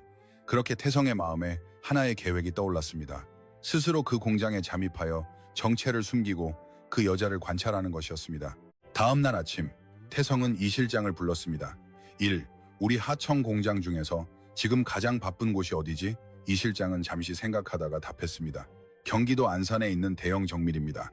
요즘 납기에 쫓기고 있습니다. 2, 3, 17, 18 태성은 고개를 끄덕이며 말했습니다. 그곳에 일용직 자리를 하나 만들어라. 내가 들어갈 것이다. 이 실장은 경악했습니다. 1. 회장님께서 직접요? 태성은 단호하게 말했습니다. 내 정체는 누구에게도 밝히지 마라. 이건 명령이다. 며칠 후 태성은 평소와는 전혀 다른 모습으로 변해 있었습니다. 작업복을 입고 낡은 운동화를 신고 있었습니다. 거울에 비친 자신은 마치 딴 사람 같았습니다. 태성은 자신에게 다짐했습니다. 이 기회에 분명히 확인해 주마. 그 여자가 과연 우리 현준이에게 어울리는 사람인지. 김태성은 태어나서 처음으로 작업복을 입었습니다. 거울 앞에 선 태성은 낯선 자신의 모습을 바라보았습니다. 회색 작업복에 안전모, 그리고 달아빠진 운동화. 늘 잘 재단된 양복을 입던 그에게 이 복장은 마치 다른 세상 사람이 된 듯한 기분을 안겨주었습니다. 이 실장이 준비한 신분증에는 박철수라는 이름이 적혀 있었습니다. 119 태성은 그 카드를 품에 넣고 깊이 숨을 들이쉬었습니다. 경기도 안산에 위치한 대형 정밀 공장은 한성건설의 수많은 하청기업 중 하나였습니다. 2, 3, 17, 18 공장 입구에 도착한 태성은 잠시 발걸음을 멈추었습니다. 철문 너머로 보이는 공장은 낡았고 주차장에는 오래된 트럭이나 오토바이 등이 어지럽게 놓여 있었습니다. 태성은 그동안 본사 건물에서만 일해왔기에 이런 현장의 풍경은 생소한 것이었습니다. 내가 일궈낸 회사의 하청 공장이 이토록 낡았다니. 태성은 씁쓸한 표정으로 문을 들어섰습니다. 관리 사무실에서 박 공장장이 태성을 맞이했습니다. 신입 박철수 씨죠. 일 경험은? 태성은 고개를 저었습니다. 아니요, 처음입니다. 박 공장장은 씩 웃으며 말했습니다. 그럼 힘들겠구먼. 요즘은 납기 때문에 야근도 많아. 괜찮겠어? 태성은 단호하게 답했습니다. 문제 없습니다. 박 공장장은 서류를 건네며 말했습니다. 그럼 이은하 씨한테 배워. 품질 관리 담당인데 신입 교육 담당도 하고 있으니까. 작업장 문을 열자 귀청을 찢을 듯한 기계 소음이 쏟아져 나왔습니다. 선반이 돌아가고 용접 불꽃이 튀며 직원들은 각자의 자리에서 바쁘게 일하고 있었습니다. 공기는 뜨겁고 무거웠으며 기름과 땀 냄새가 뒤섞여 있었습니다. 태성은 순간 숨이 막혔습니다. 냉난방이 완비된 회장실과는 너무나도 동떨어진 세상이었습니다. 사람들이 이런 곳에서 일하고 있었단 말인가? 태성은 믿을 수 없다는 표정으로 주위를 둘러보았습니다. 그때 한 여성이 다가왔습니다. 밝은 미소를 띤 채 깨끗한 작업복을 입은 그녀가 바로 이윤아였습니다. 오후 20, 안녕하세요, 이윤아입니다. 오늘부터 저와 함께 일하게 되실 거예요. 윤아의 목소리는 따뜻했습니다. 태성은 순간 머뭇거리다가 답했습니다. 박철수입니다. 윤아는 밝게 말했습니다. 처음이시라고 들었어요. 제가 천천히 가르쳐 드릴 테니 걱정 마세요. 윤아는 태성을 작업대 앞으로 안내했습니다. 여기서 부품 검사 작업을 부탁드릴게요. 이 게이지로 치수를 재서 불량품은 따로 분리해 주시면 됩니다. 태성은 고개를 끄덕이며 게이지를 들었습니다. 그러나 평생을 서류와 펜만으로 지내온 태성에게 공구는 낯선 것이었습니다. 게이지를 부품에 대는 각도도 어설펐고 측정값을 읽는 것도 쉽지 않았습니다. 윤아는 옆에서 지켜보다가 조용히 말했습니다. 이렇게 잡으면 편해요. 윤아는 태성의 손에 가볍게 닿아 각도를 바로 잡아주었습니다. 1시간쯤 지났을 때 태성은 무거운 상자를 옮기려다가 자세를 잃고 말았습니다. 상자는 바닥에 떨어졌고 안에 부품들이 흩어졌습니다. 쨍그랑 하는 소리에 주위 직원들이 일제히 뒤돌아보았습니다. 태성은 당황했습니다. 평생 이런 실수를 해본 적이 없었기 때문입니다. 태성은 허둥지둥 부품을 주우려 했지만 손이 떨렸습니다. 그때 윤아가 달려왔습니다. 괜찮으세요? 다친 데는 없으시고요? 윤아는 먼저 태성의 몸 상태를 확인했습니다. 죄송합니다. 제가 부주의해서. 태성이 말하자 윤아는 고개를 저었습니다. 아니에요. 처음엔 누구나 그래요. 저도 처음엔 그랬어요. 윤아는 함께 부품을 주우며 말했습니다. 이 상자는 무거우니 양손으로 드세요. 그리고 먼저 무릎을 굽혀서 들어 올리면 허리를 다치지 않습니다. 태성은 윤아의 친절한 설명을 들으며 고개를 끄덕였습니다. 그 순간 태성은 이상한 감정을 느꼈습니다. 자신의 실수를 탓하지 않고 오히려 걱정해주는 이 여인이 낯선 사람이면서도 따뜻하게 느껴졌습니다. 점심시간이 되자 알리는 소리가 울려 퍼졌습니다. 직원들은 각자 도시락을 꺼내거나 구내식당으로 향했습니다. 태성은 직접 싸온 김밥을 꺼내 혼자 구석 자리에 앉았습니다. 다른 직원들은 태성을 힐끗거리며 수군거렸습니다. 신입인데 나이도 많은데 왜 이제 와서 공장에? 태성은 그런 시선이 불쾌했지만 내색하지 않았습니다. 태성은 조용히 김밥을 먹으며 주위를 관찰했습니다. 그때 윤아가 다가왔습니다. 윤아는 손에 작은 도시락을 들고 있었습니다. 박철수 씨, 혼자세요? 여기 앉아도 될까요? 태성은 고개를 끄덕였습니다. 윤아는 자리에 앉더니 도시락 뚜껑을 열었습니다. 이거 집에서 담근 김치인데요. 맛있어요. 함께 드실래요? 6, 7, 8 태성은 잠시 망설였습니다. 누군가가 자신에게 이토록 순수한 호의를 베푼 것이 언제 이후인지 기억나지 않았습니다. 아니요, 괜찮습니다. 제 것만으로도 충분해서요. 윤아는 웃으며 말했습니다. 에이, 그러지 마시고. 저 혼자서는 다 못 먹어요. 태성은 조심스럽게 김치를 한 조각 입에 넣었습니다. 아삭한 식감과 적당한 염도가 입안에 퍼졌습니다. 맛있네요. 태성이 말하자 윤아는 기쁜 듯 웃었습니다. 다행이다. 제가 처음 담가본 거예요. 공장 사람들 다 나눠주려고 많이 담았어요. 태성은 그 말에 놀랐습니다. 자신을 위한 것이 아니라 타인을 위해 김치를 담그다니. 태성은 윤아를 다시 바라보았습니다. 윤아의 얼굴에는 진심 어린 미소가 떠올라 있었습니다. 오후 작업이 시작되고 태성은 기계 조작을 배우게 되었습니다. 윤아는 천천히 설명했습니다. 이 버튼을 누르면 압축기가 내려와요. 꼭 손을 떼고 누르셔야 해요. 다치면 큰일 나니까요. 태성은 신중하게 버튼을 눌렀습니다. 기계가 웅 하는 소리와 함께 작동했습니다. 처음엔 무서웠지만 몇 번 반복하는 우진이 조금씩 익숙해졌습니다.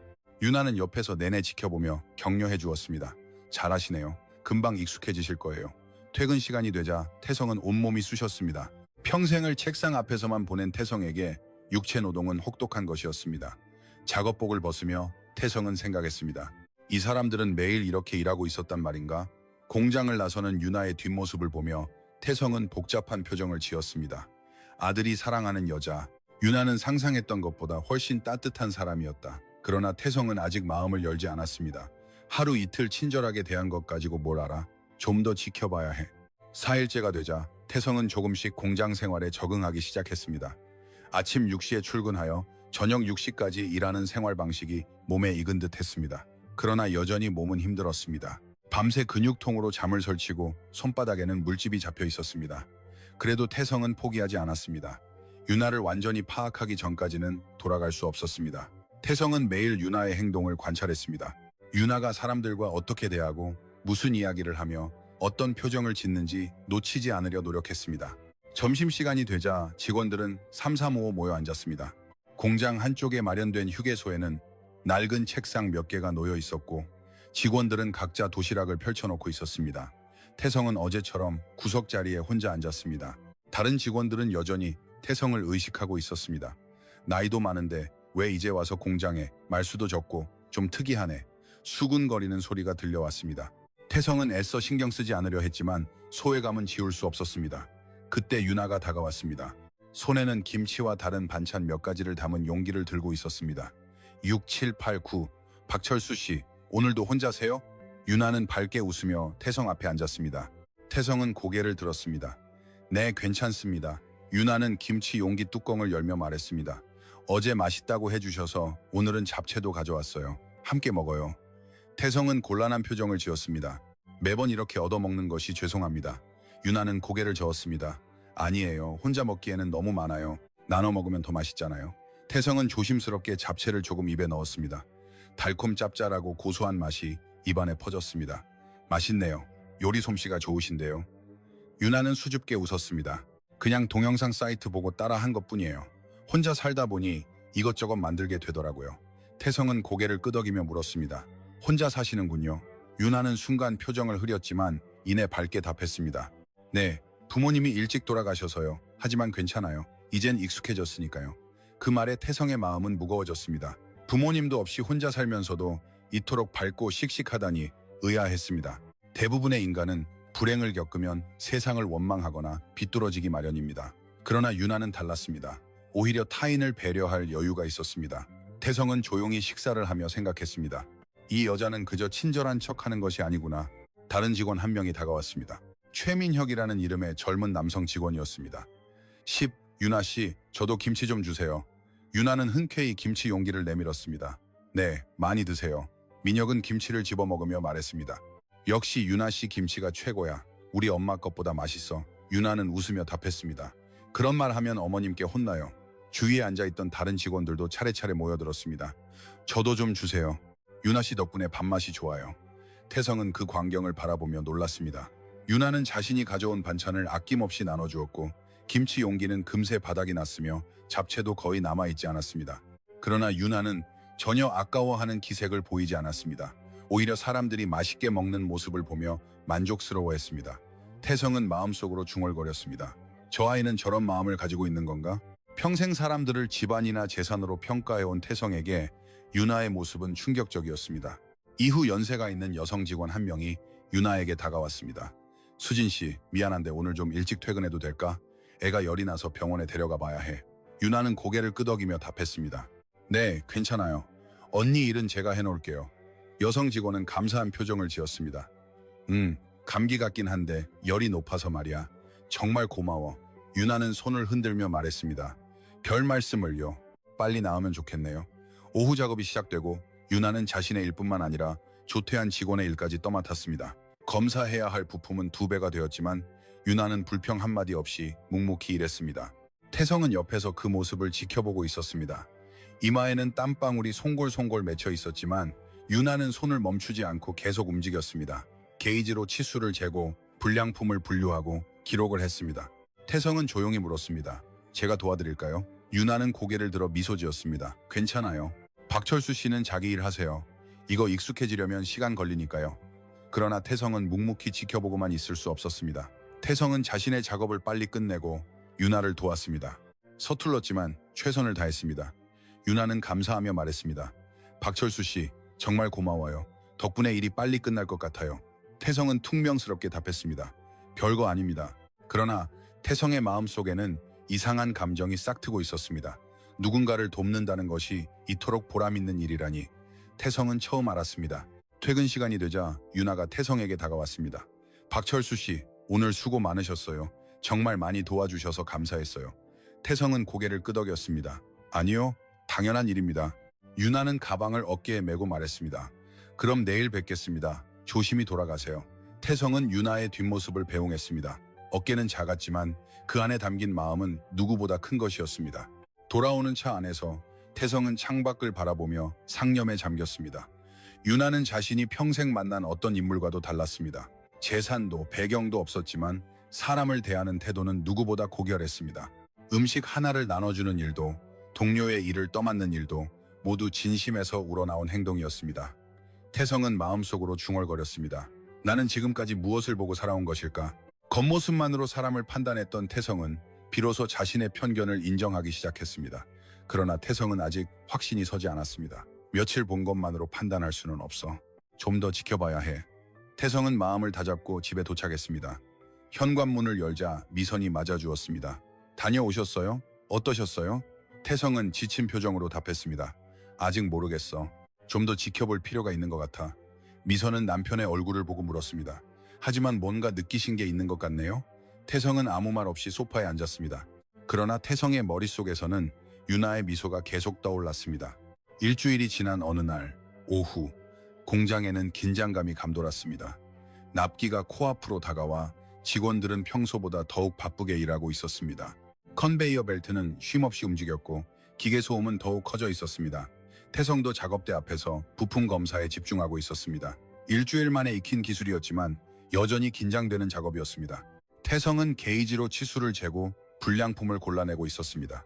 그때였습니다. 쿵 하는 큰 소리와 함께 비명 소리가 들렸습니다. 태성은 깜짝 놀라 고개를 들었습니다. 공장 반대편에서 압축기가 오작동을 일으킨 것 같았습니다. 직원들이 그쪽으로 달려갔고 태성도 뒤따랐습니다. 현장에 도착하자 한 노동자가 바닥에 주저앉아 팔을 부여잡고 있었습니다. 얼굴은 새파랗게 질렸고 땀을 흘리고 있었습니다. 노동자가 신음했습니다.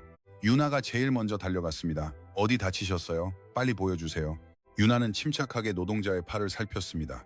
다행히 골절은 아니었지만 떨어져 내린 자재에 맞아 심하게 타박상을 입은 듯 했습니다. 유나는 곧바로 구급상자를 가져와 응급처치를 시작했습니다. 괜찮으세요? 금방 나을 거예요. 일단 소독하고 붕대를 감을게요. 노동자는 고통에 얼굴을 찌푸렸지만 유나의 차분한 목소리에 조금씩 안정을 되찾아갔습니다. 그때 공장관리 박 과장이 다가왔습니다. 50대 중반의 뚱뚱한 체격에 늘 미간에 주름을 잡고 있는 남자였습니다. 뭐야, 무슨 일이야? 박 과장은 짜증 섞인 목소리로 물었습니다. 유나가 답했습니다. 압축기에서 자재가 떨어져 김 대리님이 다치셨어요. 병원에 가셔야 할 것 같아요. 박 과장은 더욱 미간을 찌푸렸습니다. 아이고, 이런 일로 너무 유난 떠는 거 아니야? 별로 다치지도 않은 것 같구먼. 유나는 단호하게 말했습니다. 아니요, 제대로 치료를 받으셔야 합니다. 박 과장은 주위를 둘러보고 작은 목소리로 말했습니다. 이윤아 씨, 이거 보고하지 마. 공장 안전평가 떨어지면 우리 모두 곤란해지는 거야. 그냥 파스 붙여주고 쉬게 해. 유나는 믿을 수 없다는 표정으로 박 과장을 바라보았습니다. 과장님, 사람이 다쳤는데 어떻게 숨겨요? 그럴 수는 없습니다. 박 과장은 목소리를 낮춰 말했습니다. 아니, 그게 아니라 말이야. 본사에 보고되면 우리 공장 평가가 나빠져. 그럼 계약이 끊길 수도 있어. 그렇게 되면 우리 모두 일자리를 잃는다고. 태성은 그 대화를 듣고 충격을 받았습니다. 산업재해를 은폐하라니 그런 일이 있어서 되는가? 태성은 그동안 본사에서 서류상으로만 공장을 관리해 왔습니다. 안전평가가 높으면 좋은 공장이라고 생각했습니다. 그러나 그 이면에 이런 일이 벌어지고 있었다니 믿을 수 없었습니다. 태성은 주먹을 꽉 쥐었습니다. 분노가 치밀어 올랐지만 지금 자신의 정체를 밝힐 수는 없었습니다. 유나는 흔들리지 않았습니다. 과장님, 죄송하지만 저는 보고할 거예요. 사람의 생명은 평가보다 중요합니다. 박 과장의 얼굴이 붉어졌습니다. 이윤아, 너 지금 무슨 소리 하는 거야? 여기 있는 다른 직원들 생각도 해야지. 주위 직원들이 불안한 표정으로 지켜보고 있었습니다. 누군가 작은 목소리로 말했습니다. 유나 씨, 이번엔 그냥 넘어가는 게 좋지 않을까? 우리 일자리도 생각해야지. 유나는 고개를 저었습니다. 아니요, 이건 원칙의 문제입니다. 오늘 이걸 그냥 넘어간다면 또 같은 일이 일어날 거예요. 유나는 다친 노동자를 부축하여 일으켜 세웠습니다. 김 대리님, 제가 병원까지 모셔다 드릴게요. 일단 치료부터 받으세요. 노동자는 감사하며 고개를 끄덕였습니다. 유나는 사무실로 가서 사고 보고서를 작성하기 시작했습니다. 박 과장은 뒤따라가 막으려 했지만 유나는 듣지 않았습니다. 과장님, 이건 제 책임으로 하는 일이니까 괜찮아요.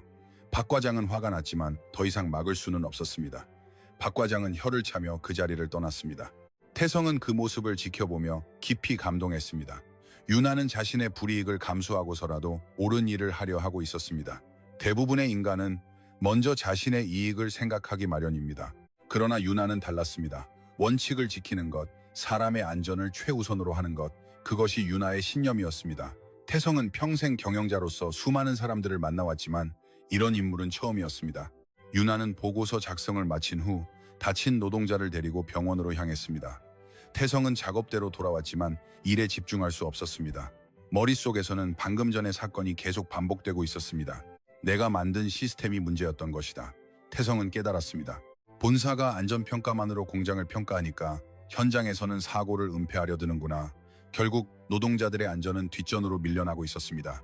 저녁이 되자 유나가 돌아왔습니다. 얼굴은 지쳐 보였지만 표정은 의연했습니다. 태성은 조용히 다가가 물었습니다. 괜찮았습니까? 유나는 고개를 끄덕이며 미소 지었습니다. 네, 김 대리님은 크게 다치신 건 아니래요. 일주일 정도 쉬면 나을 거라고 합니다. 태성은 물었습니다. 박 과장은 화내지 않았습니까? 유나는 어깨를 으쓱했습니다. 화냈죠. 하지만 어쩔 수 없어요. 사람이 다쳤는데 숨길 수는 없잖아요. 태성은 유나를 다시 바라보았습니다. 이 여성은 그저 친절한 사람만이 아니었습니다. 용기 있는 사람이었습니다. 자신의 입지가 위태로워질 수도 있는 상황에서도 옳은 것을 선택할 수 있는 사람이었습니다. 태성은 마음속으로 중얼거렸습니다. 이런 사람이야말로 진정한 품격을 가진 인간이다. 평생 재벌가 사람들과만 어울려왔지만 진정한 품격이란 겉모습이 아니라 행동에서 나타나는 것이라는 것을 처음으로 깨달았습니다. 11, 12, 13, 14 돌아오는 길. 태성은 차 안에서 이 실장에게 전화를 걸었습니다. 1. 대형 정밀 공장의 안전평가 제도를 재검토해라. 현장에서 사고 은폐가 일어나고 있다. 이 실장은 놀라서 물었습니다. 회장님, 무슨 일이 있으셨습니까? 태성은 단호하게 말했습니다. 자세한 것은 나중에 얘기한다. 일단 제도부터 고쳐라. 안전이 최우선이다. 전화를 끊고 태성은 창밖을 바라보았습니다. 태성은 처음으로 자신이 일궈낸 회사의 결점을 직시하게 되었습니다. 집에 도착하여 미선에게 말했습니다. 당신 말이 옳았어. 그 여성은 보통 사람이 아니야. 미선은 남편의 진지한 표정을 보고 물었습니다. 무슨 일 있었어요? 태성은 오늘 있었던 일을 차례대로 설명했습니다. 미선은 고개를 끄덕이며 말했습니다. 그럼 이제 인정하시는군요? 태성은 잠시 침묵했습니다. 아직은 모르겠어. 하지만 분명한 것은 그 여성은 원칙을 아는 사람이라는 것이다. 태성은 소파에 앉아 깊은 사색에 잠겼습니다. 사고 이후 며칠이 지났습니다. 공장에는 미묘한 긴장감이 감돌고 있었습니다. 박 과장은 유나를 노골적으로 냉대했고 일부 직원들도 유나를 피하는 듯 했습니다. 유나 씨 때문에 본사에서 감사 들어온대. 우리 공장 평가 떨어지면 어떡해? 수근거리는 소리가 들려왔습니다. 그러나 유나는 동요하지 않았습니다. 여전히 밝은 미소로 사람들에게 인사하고 묵묵히 자신의 일에 집중했습니다. 태성은 그런 유나를 지켜보며 마음이 무거워졌습니다. 옳은 일을 했는데도 오히려 비난받는 현실에 가슴이 아팠습니다. 태성은 작업대 앞에 서서 부품을 검사하면서도 자꾸만 유나 쪽으로 눈길이 갔습니다. 유나는 여전히 침착하게 일을 하고 있었습니다. 게이지로 치수를 재고 기록을 하고 불량품을 분류했습니다. 그 모습은 태성의 눈에는 존경의 대상으로 비쳤습니다. 점심시간 유나가 태성에게 다가왔습니다. 박철수 씨, 오늘은 도시락 안 싸오셨네요. 함께 구내식당에 갈까요? 태성은 고개를 끄덕였습니다. 두 사람은 함께 식당으로 향했습니다. 식당은 시끌벅적했고 직원들로 가득 차 있었습니다. 유나는 자리를 찾아 앉으며 말했습니다. 요즘 바쁘네요. 납기가 가까워서 다들 힘들어 보여요. 태성은 국물을 후루룩 마시며 답했습니다. 그렇네요. 다들 고생이 많습니다. 유나는 식사 도중 태성을 바라보았습니다. 박철수 씨, 하나 여쭤봐도 될까요? 태성은 긴장하며 물었습니다. 무엇을요? 유나는 조심스럽게 물었습니다. 박철수 씨는 다른 분들과 좀 다른 것 같아요. 말씨도 그렇고 행동도 그렇고 혹시 전에 다른 회사에서 일하셨어요? 사무직 같은. 태성은 순간 뜨끔했습니다. 들킬 뻔했습니다. 태성은 애써 침착하게 답했습니다. 아, 나이 들면 다 이렇게 되는 법입니다. 별거 아닙니다. 유나는 고개를 갸우뚱했지만 더 이상 묻지 않았습니다. 그래요? 그런데 박철수 씨는 일 배우는 속도가 정말 빠르네요. 보통 신입은 한 달은 걸리는데 박철수 씨는 벌써 다 익숙해진 것 같아요. 태성은 쓴 웃음을 지었습니다. 익숙한 것이 아니라 관찰력이 뛰어난 것이다. 평생 사람들을 관찰하고 분석하며 살아온 태성이었기에 작업의 순서를 파악하는 것도 빨랐던 것입니다. 그러나 태성은 아무렇지 않은 듯 말했습니다. 유나 씨가 친절하게 가르쳐 주셔서 그렇죠. 식사를 마치고 작업장으로 돌아왔을 때 박 공장장이 직원들을 모았습니다. 그의 표정은 어두웠습니다. 여러분 들어주세요. 본사에서 연락이 왔습니다. 이번 프로젝트는 중단되었다고 합니다. 순간 작업장이 술렁였습니다. 뭐라고요? 왜요? 직원들의 목소리가 높아졌습니다. 박 공장장은 한숨을 쉬며 말했습니다. 자재 납품이 늦어져서 본사가 계약을 해지했다고 합니다. 우리가 지금까지 만든 부품은 모두 폐기 처분될 거라고 합니다. 유나의 얼굴이 굳어졌습니다. 그럼 우리가 지금까지 해온 일은요? 박 공장장은 고개를 저었습니다. 헛수고가 됐어. 모두 버려야 해. 그리고 당분간 일거리가 없을 거야. 여러분들은 무급 휴직에 들어가야 할 것 같습니다. 직원들은 충격을 받았습니다. 무급이라니? 그럼 우리 월급은 어떻게 되는 건데요? 박 공장장은 곤란한 표정을 지었습니다. 본사의 결정이라 어쩔 수 없습니다. 미안합니다. 태성은 그 말을 듣고 충격을 받았습니다. 본사의 결정, 그것은 바로 자신이 서명한 서류였다. 며칠 전 이 실장이 올린 자재계약 해지 안건, 태성은 깊이 생각하지 않고 승인했었습니다. 그저 서류 한 장, 서명 하나에 불과했는데 그것이 이토록 많은 사람들의 삶에 영향을 미칠 줄은 꿈에도 생각하지 못했습니다. 태성은 주먹을 꽉 쥐었습니다. 내가 한 일인가? 직원들은 한 명씩 그 자리를 떠났습니다. 무거운 침묵 속에 작업장은 텅 비어갔습니다. 그러나 유나는 그 자리를 움직이지 않았습니다. 유나는 작업대 앞에 서서 미완성 부품을 바라보고 있었습니다. 그리고 조용히 말했습니다. 우리 이것들을 완성시키죠. 옆에 있던 몇몇 직원이 뒤돌아보았습니다. 유나 씨, 어차피 버릴 건데 왜? 유나는 고개를 저었습니다. 그래도 끝까지 해내야죠. 우리가 시작한 일인데요. 민혁이 말했습니다. 하지만 무급인데 왜 이래요? 돈도 안 나오는데. 유나는 미소 지었습니다. 돈 때문에 일하는 게 아니에요. 우리가 만든 것은 우리 손으로 완성시켜야 한다고 생각해요. 그게 우리의 자부심 아닌가요? 그 말에 몇몇 직원이 고개를 끄덕였습니다. 유나 씨, 말이 맞아. 그래. 어차피 시간도 있는데 끝까지 해내자. 한 명씩 직원들이 작업대 앞으로 돌아왔습니다. 태성도 자신의 자리로 돌아왔습니다. 태성은 부품을 들고 생각했습니다. 이 사람들은 월급을 받지 못해도 자부심을 가지고 일하는 건가? 본사에서 일할 때에는 알지 못했던 것입니다. 모든 것이 숫자로만 보였습니다. 매출, 이익, 비용. 그러나 지금 이 순간 태성은 깨달았습니다. 그 숫자 이면에는 사람이 있다는 것을, 그 사람들에게는 자부심과 삶이 있다는 것을. 밤이 되었습니다. 직원들은 자발적으로 야근을 하고 있었습니다. 형광등 불빛 아래에서 그들은 묵묵히 손을 움직였습니다. 유나는 가장 앞에서 일하고 있었습니다. 이마에는 땀이 송골송골 맺혀 있었지만 쉴 틈이 없었습니다. 태성은 그 모습을 보며 가슴이 뜨거워졌습니다. 내가 책임을 져야 할 사람들이다. 태성은 처음으로 회장이라는 직책의 무게를 제대로 느꼈습니다. 자정 12시가 넘어 겨우 작업이 끝났습니다. 모든 부품이 완성되었고 깔끔하게 정리되었습니다. 유나는 지친 얼굴로 미소 지었습니다. 여러분, 수고 많으셨어요. 해냈네요. 직원들은 서로를 바라보며 웃었습니다. 비록 폐기될 부품일지라도 끝까지 해냈다는 성취감이 있었습니다. 태성도 그 순간을 함께했습니다. 태성은 마음속으로 맹세했습니다. 이 일은 반드시 내가 바로잡을 것이다. 돌아오는 차 안에서 태성은 이 실장에게 전화를 걸었습니다. 대형 정밀의 프로젝트 중단건 재검토해라. 이 실장은 놀라서 물었습니다. 회장님, 이미 결제까지 나신 건인데 말입니까? 태성은 단호하게 말했습니다. 내 판단이 틀렸다. 계약을 다시 시작시켜라. 그리고 직원들의 무급 휴직은 즉각 해제하고 이달 급여는 특별수당을 포함하여 지급해라. 이 실장은 당황하면서도 답했습니다. 알겠습니다, 회장님. 전화를 끊고 태성은 창밖을 바라보았습니다. 태성은 처음으로 자신의 결정이 잘못되었음을 인정했습니다. 그리고 이은하라는 여성을 통해 진정한 책임감이 무엇인지 배우고 있었습니다. 다음 날 아침, 공장의 뜻밖의 소식이 전해졌습니다. 박 공장장이 다시 직원들을 모았습니다. 여러분, 기쁜 소식입니다. 본사에서 연락이 와서 프로젝트 중단이 철회되었다고 합니다. 계약은 다시 시작됩니다. 그리고 무급 휴직도 해제되고 이달 급여에는 특별수당까지 지급될 거라고 합니다. 직원들은 환호성을 질렀습니다. 정말요? 야따! 공장 안은 순식간에 밝은 분위기로 바뀌었습니다. 유나는 믿을 수 없다는 표정으로 박 공장장에게 물었습니다. 정말이에요? 갑자기 왜요? 박 공장장도 고개를 갸우뚱했습니다. 나도 잘 모르겠어. 본사에서 급히 재검토했다고 하는데 회장님이 직접 지시하셨다고 하더군. 유나는 고개를 끄덕이며 미소 지었습니다. 다행이다. 정말 다행이에요. 직원들은 서로 어깨를 두드리며 기뻐했습니다. 어젯밤의 피로가 한순간에 날아간 듯 했습니다. 태성은 구석에서 그 모습을 지켜보고 있었습니다. 가슴속이 따뜻해졌습니다. 자신의 결정이 이토록 많은 사람들을 행복하게 할 수 있다니 신기한 기분이었습니다. 그동안 숫자만으로 판단해온 태성이었지만 지금은 달랐습니다. 사람들의 웃는 얼굴이 어떤 재무제표보다 의미 있는 것으로 느껴졌습니다. 태성은 조용히 제자리로 돌아가 작업을 시작했습니다. 점심시간이 되었습니다. 유나는 늘 그렇듯 도시락을 펼쳐놓았습니다. 오늘은 김밥과 과일이 들어있었습니다. 태성도 자신의 도시락을 꺼내 옆에 앉았습니다. 유나는 밝게 웃으며 말했습니다. 박철수 씨, 오늘은 정말 좋은 날이죠. 다들 얼굴이 환해요. 태성은 고개를 끄덕이며 답했습니다. 그렇네요. 다행입니다. 유나는 김밥 한 줄을 태성에게 내밀었습니다. 자, 이거 제가 아침 일찍 일어나서 만든 거예요.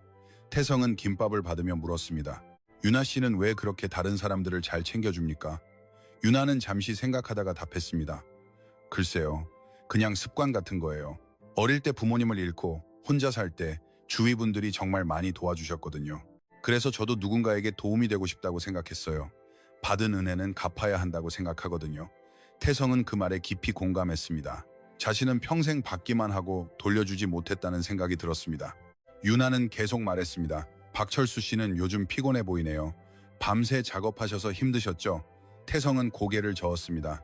괜찮습니다. 유나는 가방에서 작은 보온병을 꺼냈습니다. 자, 이거 제가 집에서 커피 타온 거예요. 피로가 풀릴 거예요. 태성은 보온병을 받아 뚜껑을 열었습니다. 따뜻한 커피 향이 코끝을 스쳤습니다.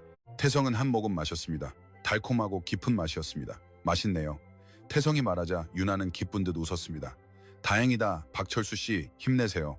많이 지쳐 보이시지만 노력하면 분명 좋은 날이 올 거예요. 오늘처럼요. 그 말에 태성은 잠시 말을 잃었습니다. 목이 메는 듯 했습니다. 평생 누군가에게 이토록 따뜻한 위로의 말을 들어본 적이 없었습니다. 회장이라는 자리는 고독했습니다. 모두가 태성을 두려워하고 존경했지만 진심으로 걱정해주는 사람은 없었습니다. 그러나 지금 이 순간 유나는 진심으로 태성을 걱정하고 있었습니다. 태성은 커피를 한 모금 더 마시며 생각했습니다. 나는 얼마나 많은 사람들에게 상처를 주며 살아온 것일까?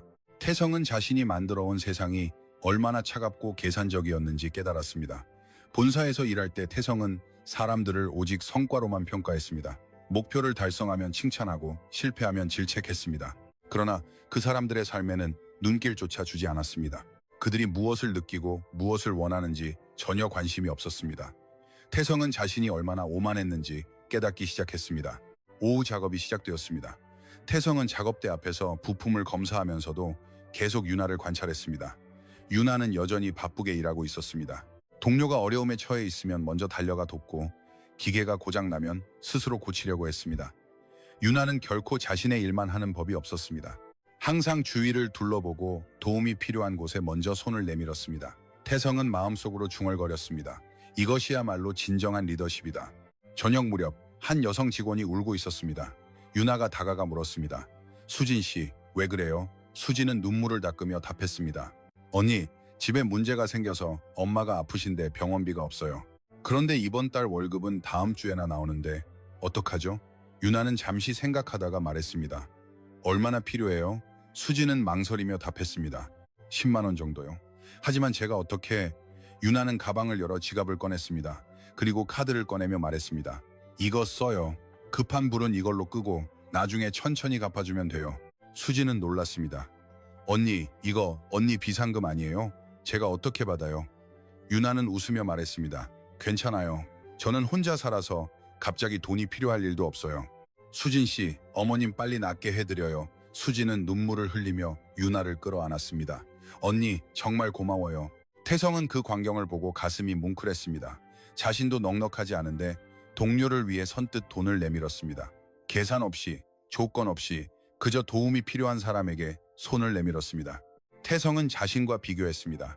자신은 수천억 원의 자산을 가지고 있으면서도 타인을 도울 생각을 해본 적이 없었습니다. 기부는 했지만 그것도 절세를 위한 것이었습니다. 진심으로 누군가를 돕고 싶어서 한 일은 단 한 번도 없었습니다. 돌아오는 길, 태성은 차 안에서 오랫동안 상념에 잠겼습니다. 유나는 아무것도 가지고 있지 않았지만 마음만은 누구보다 풍요로웠습니다. 반면 자신은 모든 것을 가지고 있었지만 마음은 가난한 채였습니다. 태성은 처음으로 부끄러움을 느꼈습니다. 평생을 바쳐 쌓아 올린 재산과 지위가 빛을 잃은 듯 느껴졌습니다. 진정한 가치란 가지는 것이 아니라 베푸는 마음에 있는 것이구나. 태성은 깨달았습니다. 집에 도착하여 미선에게 말했습니다. 나는 너무 오만하게 살아왔어. 미선은 남편의 진지한 표정을 보고 물었습니다. 갑자기 왜 그러세요? 태성은 소파에 앉으며 말했습니다. 그 여성을 보고 알았어. 진정한 품격이란 겉모습이 아니라 마음에서 우러나오는 것이라는 것을. 나는 평생 겉모습만 보고 살아왔어. 미선은 남편의 손을 잡으며 말했습니다. 그것을 지금이라도 깨달으셨으니 다행이에요. 늦지 않았어요. 태성은 창밖을 바라보며 중얼거렸습니다. 내가 바뀌어야 해. 이대로는 안 돼. 태성은 결심했습니다. 유나에게서 배운 것을 실천하기로, 사람을 진심으로 소중히 여기기로, 자신의 결정이 얼마나 많은 사람들에게 영향을 미치는지 항상 생각하기로 맹세했습니다. 또다시 일주일이 지났습니다. 태성은 공장 생활에 완전히 적응해 있었습니다. 더 이상 태성은 단순한 관찰자가 아니었습니다. 진정한 동료가 되어 있었습니다. 직원들과 농담을 주고받고 점심시간에는 함께 웃으며 식사를 했습니다. 그러나 태성은 알고 있었습니다. 이 평온한 시간이 머지않아 끝날 것이라는 것을. 본사에서 정기 감사팀이 온다는 연락을 받았기 때문입니다. 그날 아침 공장 입구에 검은색 고급 승용차 2대가 도착했습니다. 본사 감사팀이었습니다. 양복 차림의 직원들이 차에서 내렸고 그 뒤를 이 실장이 따랐습니다. 박 공장장은 허둥지둥 마중 나갔습니다. 어서 오십시오. 준비는 만전입니다. 감사팀은 고개를 끄덕이며 공장 안으로 들어갔습니다. 작업장 직원들은 긴장한 표정으로 손을 멈췄습니다. 유나도 감사팀을 보고 긴장했습니다. 정기 감사는 늘 부담스러운 것이었습니다. 서류를 꼼꼼히 확인하고 작업 공정을 점검하고 안전 수칙 준수 여부를 따져 물었습니다. 유나는 자신의 보고서에 문제가 없는지 다시 확인했습니다. 얼마 전에 산업재해 보고서도 포함되어 있었습니다. 유나는 조금 불안했지만 가슴을 펴고 있었습니다. 옳은 일을 한 것이었으니까요. 감사팀은 공장 내부를 둘러보기 시작했습니다. 기계 상태를 점검하고 작업 기록을 확인했습니다. 그때 한 감사관이 작업장에서 일하는 태성의 모습을 발견했습니다. 감사관은 깜짝 놀라 이 실장에게 속삭였습니다. 저분은 회장님이 아니십니까? 이 실장은 고개를 끄덕이며 조용히 말했습니다. 맞습니다. 하지만 아직 신분을 밝히지 마세요. 감사관은 당황하면서도 고개를 끄덕였습니다. 그러나 소문은 삽시간에 퍼져나갔습니다. 한 직원이 우연히 감사관들의 대화를 엿듣고 다른 직원에게 이야기했습니다. 그리고 순식간에 공장 전체가 술렁이기 시작했습니다. 저 박철수 씨가 회장님이라고? 회장님이 왜 여기서? 믿을 수 없어. 직원들은 태성을 힐끗거리며 수군거렸습니다. 유나도 그 소문을 듣고 얼어붙었습니다. 회장님이라고? 박철수 씨가? 박 공장장이 직원들을 모았습니다. 그리고 감사팀 앞에 선 이 실장이 입을 열었습니다. 이 일 여러분께 드릴 말씀이 있습니다. 지난 2주간 이 공장에서 일하셨던 박철수 씨는 사실 한성건설의 김태성 회장님이십니다. 일순간 작업장이 정적에 휩싸였습니다. 직원들은 믿을 수 없다는 표정으로 서로를 바라보았습니다. 유나는 입을 벌린 채 태성을 바라보았습니다. 그 눈빛에는 충격과 혼란이 가득했습니다. 태성은 천천히 앞으로 걸어 나왔습니다. 작업복에 안전모를 쓴 모습이었지만 그 눈빛만은 회장의 위험을 드러내고 있었습니다. 태성은 직원들을 둘러보고 입을 열었습니다. 여러분 미안하다. 나는 신분을 숨기고 여기서 일하고 있었다. 사실 내 아들이 이 공장에서 일하는 분과 결혼하고 싶다고 해서 그분이 어떤 사람인지 알고 싶었다. 직원들은 여전히 충격에서 벗어나지 못하고 있었습니다. 태성은 유나를 바라보았습니다. 유나는 새파랗게 질린 얼굴로 서 있었습니다. 믿을 수 없다는 표정이었습니다. 태성은 유나에게 다가가며 말했습니다. 이유나 씨, 내 아들 현준이가 사랑하는 여인이 바로 당신이었다. 처음에는 반대했다.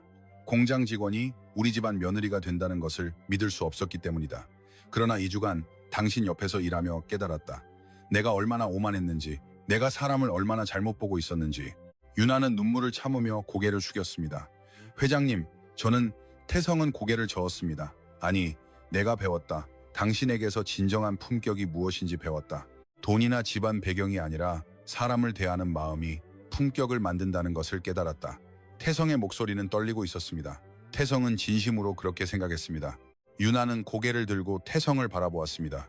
그 눈에는 눈물이 고여 있었습니다. 태성은 계속 말했습니다. 당신은 힘든 환경 속에서도 늘 웃음을 잃지 않고 타인을 배려하며 원칙을 지켰다. 자신의 이익보다 동료의 안전을 우선했고 아무것도 가지고 있지 않으면서도 선뜻 나눠주었다. 나는 평생 재벌가 사람들과만 어울려왔지만 당신 같은 인물은 처음 봤다. 당신이야말로 진정한 부자이며 진정으로 귀한 사람이다. 11, 12, 13, 14 유나는 눈물을 흘리며 말했습니다. 회장님, 저는 부족한 사람입니다. 그저 당연한 일을 했을 뿐입니다. 태성은 고개를 저었습니다. 아니, 당연한 일을 하는 것이 얼마나 어려운지 나는 알고 있다. 대부분의 인간은 먼저 자신의 이익을 우선한다. 그러나 당신은 달랐다. 진정한 인간이었다. 태성은 주위 직원들을 둘러보고 말했습니다. 여러분, 내가 여기서 일하며 많은 것을 배웠다. 본사에서는 숫자로만 여러분을 보았지만 여기서는 사람으로서 볼 수 있었다. 이제부터는 내가 바꾸겠다. 현장의 목소리를 더 많이 듣겠다. 여러분이 더 좋은 환경에서 일할 수 있도록 하겠다. 직원들은 박수를 보냈습니다. 처음에는 작은 박수였지만 점점 커져갔습니다. 모두가 감동하고 있었습니다. 회장이 직접 현장에 와서 그들과 함께 일하고 그들의 고충을 이해하려 했다는 사실에 유나도 눈물을 닦으며 박수를 보냈습니다. 태성은 직원들에게 깊이 고개 숙여 인사했습니다. 고맙다. 나에게는 귀한 시간이었다. 감사가 끝나고 태성은 박 공장장을 불렀습니다. 박 공장장, 대형 정밀의 계약 조건을 재검토한다. 단가를 올리고 납기도 여유를 준다. 그리고 안전설비 투자도 본사가 지원할 것이다. 박 공장장은 놀라움과 함께 감사의 말을 전했습니다. 회장님, 정말 감사합니다. 태성은 미소 지으며 말했습니다. 당연한 일이다. 우리는 함께 일하는 동료가 아닌가. 태성은 작업복을 벗고 마지막으로 작업장을 둘러보았습니다. 여기서 보낸 2주가 태성의 인생에서 가장 의미 있는 시간이었습니다. 태성은 유나에게 다가가 말했습니다. 유나 씨, 조만간 우리 집으로 초대하고 싶다. 현준이와 함께 정식으로 인사를 나누고 싶다. 유나는 머뭇거리며 답했습니다. 회장님, 제가 그런... 태성은 손을 내밀었습니다. 아니, 이제 우리 집 며느리인데 당연한 것 아니겠나? 유나는 태성의 손을 잡았습니다. 따뜻한 악수였습니다. 태성은 미소 지으며 말했습니다. 앞으로 잘 부탁한다, 며느리. 유나는 눈물을 흘리며 답했습니다. 감사합니다, 회장님. 주위 직원들은 그 모습을 보고 환호성을 질렀습니다. 다시 한번 박수가 터져 나왔습니다. 태성은 공장을 나서는 길에 뒤돌아보았습니다. 이곳에서 태성은 진정한 인생의 가치를 배웠습니다. 돈이나 지위가 아니라 사람의 마음이 가장 중요하다는 것을. 차에 오르자 이 실장이 물었습니다. 회장님, 피곤하시죠? 태성은 고개를 저었습니다. 아니, 오히려 평생에서 가장 가치 있는 시간이었다. 이제야 진정한 회장이 무엇인지 알 것 같군. 차는 천천히 공장을 떠나갔습니다. 태성은 창밖을 바라보며 미소 지었습니다. 태성의 마음은 밝았습니다. 한 달이 지났습니다. 그동안 많은 것이 변했습니다. 태성은 본사로 돌아왔지만 이전과는 달랐습니다. 현장의 목소리를 직접 듣기 위해 정기적으로 공장을 방문했고 하청 기업과의 계약 조건을 개선했습니다. 직원들의 복리 후생도 대폭 강화했습니다. 사내에서는 회장님이 달라지셨다는 소문이 돌았습니다. 태성은 미소 지으며 답했습니다. 달라진 것이 아니라 이제야 제대로 볼 수 있게 된 것뿐이다. 오늘은 특별한 날이었습니다. 태성이 유나와 현준을 자신의 집으로 초대한 날이었습니다. 현준은 며칠 전부터 긴장한 기색이었습니다. 아버지, 정말 괜찮을까? 유나는 현준의 손을 잡으며 말했습니다. 괜찮을 거예요. 회장님은 이제 저를 인정해 주셨어요. 현준은 고개를 끄덕이며 미소 지었습니다. 유나 씨 덕분이야. 아버지가 변한 건 다 당신 덕분이야. 유나는 수줍게 웃었습니다. 저녁 6시, 유나와 현준은 김태성의 집에 도착했습니다. 거대한 저택이 눈앞에 펼쳐져 있었습니다. 유나는 긴장한 표정으로 현준을 바라보았습니다. 정말 큰 저택이네. 현준은 유나의 손을 꽉 잡으며 말했습니다. 괜찮아. 우리가 함께니까. 두 사람은 손을 잡고 현관으로 걸어갔습니다. 문이 열리고 박미선이 밝은 미소로 두 사람을 맞이했습니다. 어서 와요. 기다리고 있었어요. 거실로 들어서자 뜻밖의 광경이 펼쳐져 있었습니다. 평소라면 거대한 식탁에 양복 차림의 태성이 앉아 있을 텐데 오늘은 달랐습니다. 태성은 앞치마를 두른 채 부엌에서 요리를 하고 있었습니다. 유나는 깜짝 놀라 입을 벌렸습니다. 회장님께서 직접 요리를요? 미선은 잔잔하게 답했습니다. 네, 글쎄요. 저도 놀랐어요. 평생 부엌에 들어와 본 적 없는 사람이 아침부터 요리책을 뒤지고 있더라고요. 태성은 앞치마 차림 그대로 거실로 나왔습니다. 손에는 국자를 들고 있었고 이마에는 땀이 송골송골 맺혀 있었습니다. 왔느냐? 어서 앉아라. 곧 될 거야. 현주는 아버지의 모습에 놀라 말을 잃었습니다. 평생 아버지가 요리하는 모습은 한 번도 본 적이 없었기 때문입니다. 유나는 조용히 말했습니다. 회장님, 제가 도와드릴게요. 태성은 손을 흔들며 말했습니다. 아니, 오늘은 내가 다 준비했다. 너는 손님이니까 편히 앉아 있어라.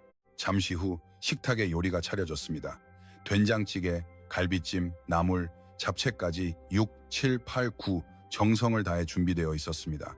요리 솜씨는 서툴렀지만 진심만은 넘쳐났습니다. 태성은 앞치마를 벗고 자리에 앉았습니다. 맛은 보장 못하지만 마음은 담았다. 공장에서 유나 씨가 해준 것처럼 말이야. 유나의 눈시울이 뜨거워졌습니다. 회장이 자신을 위해 직접 요리를 해주었다는 사실이 믿기지 않았습니다. 식사가 시작되었습니다. 태성은 유나에게 반찬을 권하며 말했습니다. 많이 먹어라. 내 입에 맞을지는 모르겠지만 유나는 갈비찜을 한 조각 먹었습니다. 맛은 조금 진했지만 정성이 느껴졌습니다. 정말 맛있어요, 회장님. 태성은 만족스러운 표정을 후갑에 마시다. 그래, 다행이구나. 미선은 옆에서 미소 지으며 말했습니다. 유나 씨 덕분에 우리 남편이 인간다운 삶의 맛을 알았어요. 정말 고마워요. 식사를 하며 태성은 현준과 유나를 바라보았습니다. 두 사람은 서로를 배려하며 식사를 하고 있었습니다. 현준이 유나에게 반찬을 덜어주고 유나는 현준의 밥그릇에 국물을 채워주었습니다. 자연스럽고 따뜻한 광경이었습니다. 태성은 그 모습을 보며 생각했습니다. 이것이야말로 진정한 가족인 것이다. 돈이나 체면이 아니라 서로를 소중히 여기는 마음이 가족을 만드는 것이다. 식사가 끝나고 거실에서 차를 마셨습니다. 태성은 유나에게 작은 상자를 내밀었습니다. 유나 씨, 이걸 당신에게 주고 싶다. 유나는 조심스럽게 상자를 열었습니다. 안에는 아름다운 빛을 내는 팔찌가 들어있었습니다. 15, 16 태성은 설명했습니다. 이것은 우리 집안에 대대로 내려오는 것이다. 며느리에게 물려주는 물건이다. 이제부터는 당신 것이다. 유나는 눈물을 흘렸습니다. 회장님, 제가 이런 귀한 것을 받을 자격이... 태성은 고개를 저었습니다. 자격은 있다. 당신은 누구보다 품격 있는 사람이니까. 이제부터는 우리 집 며느리가 아니라 내 딸이라고 생각하기로 하겠다. 유나는 더 이상 눈물을 참을 수 없어 흐느꼈습니다. 미선이 다가와 유나를 안아주었습니다. 유나 씨, 우리 가족이 되어줘서 고마워요. 현준도 감격스러운 표정으로 아버지를 바라보고 있었습니다. 평생 냉철했던 아버지가 이토록 따뜻해질 수 있다니 믿을 수 없었습니다. 태성은 창밖을 바라보며 조용히 말했습니다. 나는 평생을 잘못 살아왔다. 돈과 지위만을 쫓으며 진정으로 소중한 것을 잃고 살았다. 그러나 유나 씨를 만나 깨달았다. 진정한 부자란 마음이 따뜻한 사람을 옆에 둔 인간이라는 것을. 우리 집에 당신 같은 사람이 와주는 것이 얼마나 큰 축복인지 모르겠다. 유나는 눈물을 닦고 고개를 숙였습니다. 회장님, 제가 더 감사합니다. 저에게 이런 가족이 생길 줄은 꿈에도 생각 못했습니다. 태성은 유나의 손을 잡았습니다. 이제 외롭지 않을 것이다. 우리가 당신의 가족이니까. 현준이도 잘 부탁한다. 우리 아들을 잘 부탁해. 유나는 미소 지으며 답했습니다. 네, 맡겨주세요. 현준은 유나의 어깨에 손을 얹으며 말했습니다. 아버지 감사합니다. 정말 감사합니다. 태성은 아들을 바라보며 고개를 끄덕였습니다. 현준이가 좋은 사람을 골랐구나. 나보다 사람 보는 눈이 있군. 밤이 깊어갔습니다. 유나와 현준이 집을 나설 시간이 되었습니다. 현관에서 태성과 미선이 두 사람을 배웅했습니다. 태성은 현준에게 말했습니다. 결혼 준비는 천천히 진행해라. 회사가 지원할 테니 걱정 말고. 현준은 고개 숙여 감사의 말을 전했습니다. 태성은 유나에게 말했습니다. 유나 씨, 언제든 놀러 오너라. 이제부터는 당신 집이기도 하니까. 유나는 눈물을 글썽이며 답했습니다. 네, 언제든 찾아뵙겠습니다. 차가 떠나고 태성은 미선과 함께 집으로 돌아왔습니다. 거실에 앉아 차를 마시며 태성은 창밖을 바라보았습니다. 내가 변했을까? 미선은 미소 지으며 답했습니다. 네, 많이 변하셨어요. 예전보다 훨씬 따뜻해지셨어요. 태성은 고개를 끄덕였습니다. 유나 씨 덕분이야. 그 아이가 나에게 진정한 가치가 무엇인지 가르쳐 주었어. 미선은 남편의 손을 잡았습니다. 지금이라도 깨달으셔서 다행이에요. 태성은 미소 지으며 중얼거렸습니다. 진정한 부자란 돈 많은 사람이 아니다. 마음이 따뜻한 사람을 옆에 둔 인간인 것이다. 나는 이제야 진정한 부자가 된 것 같군.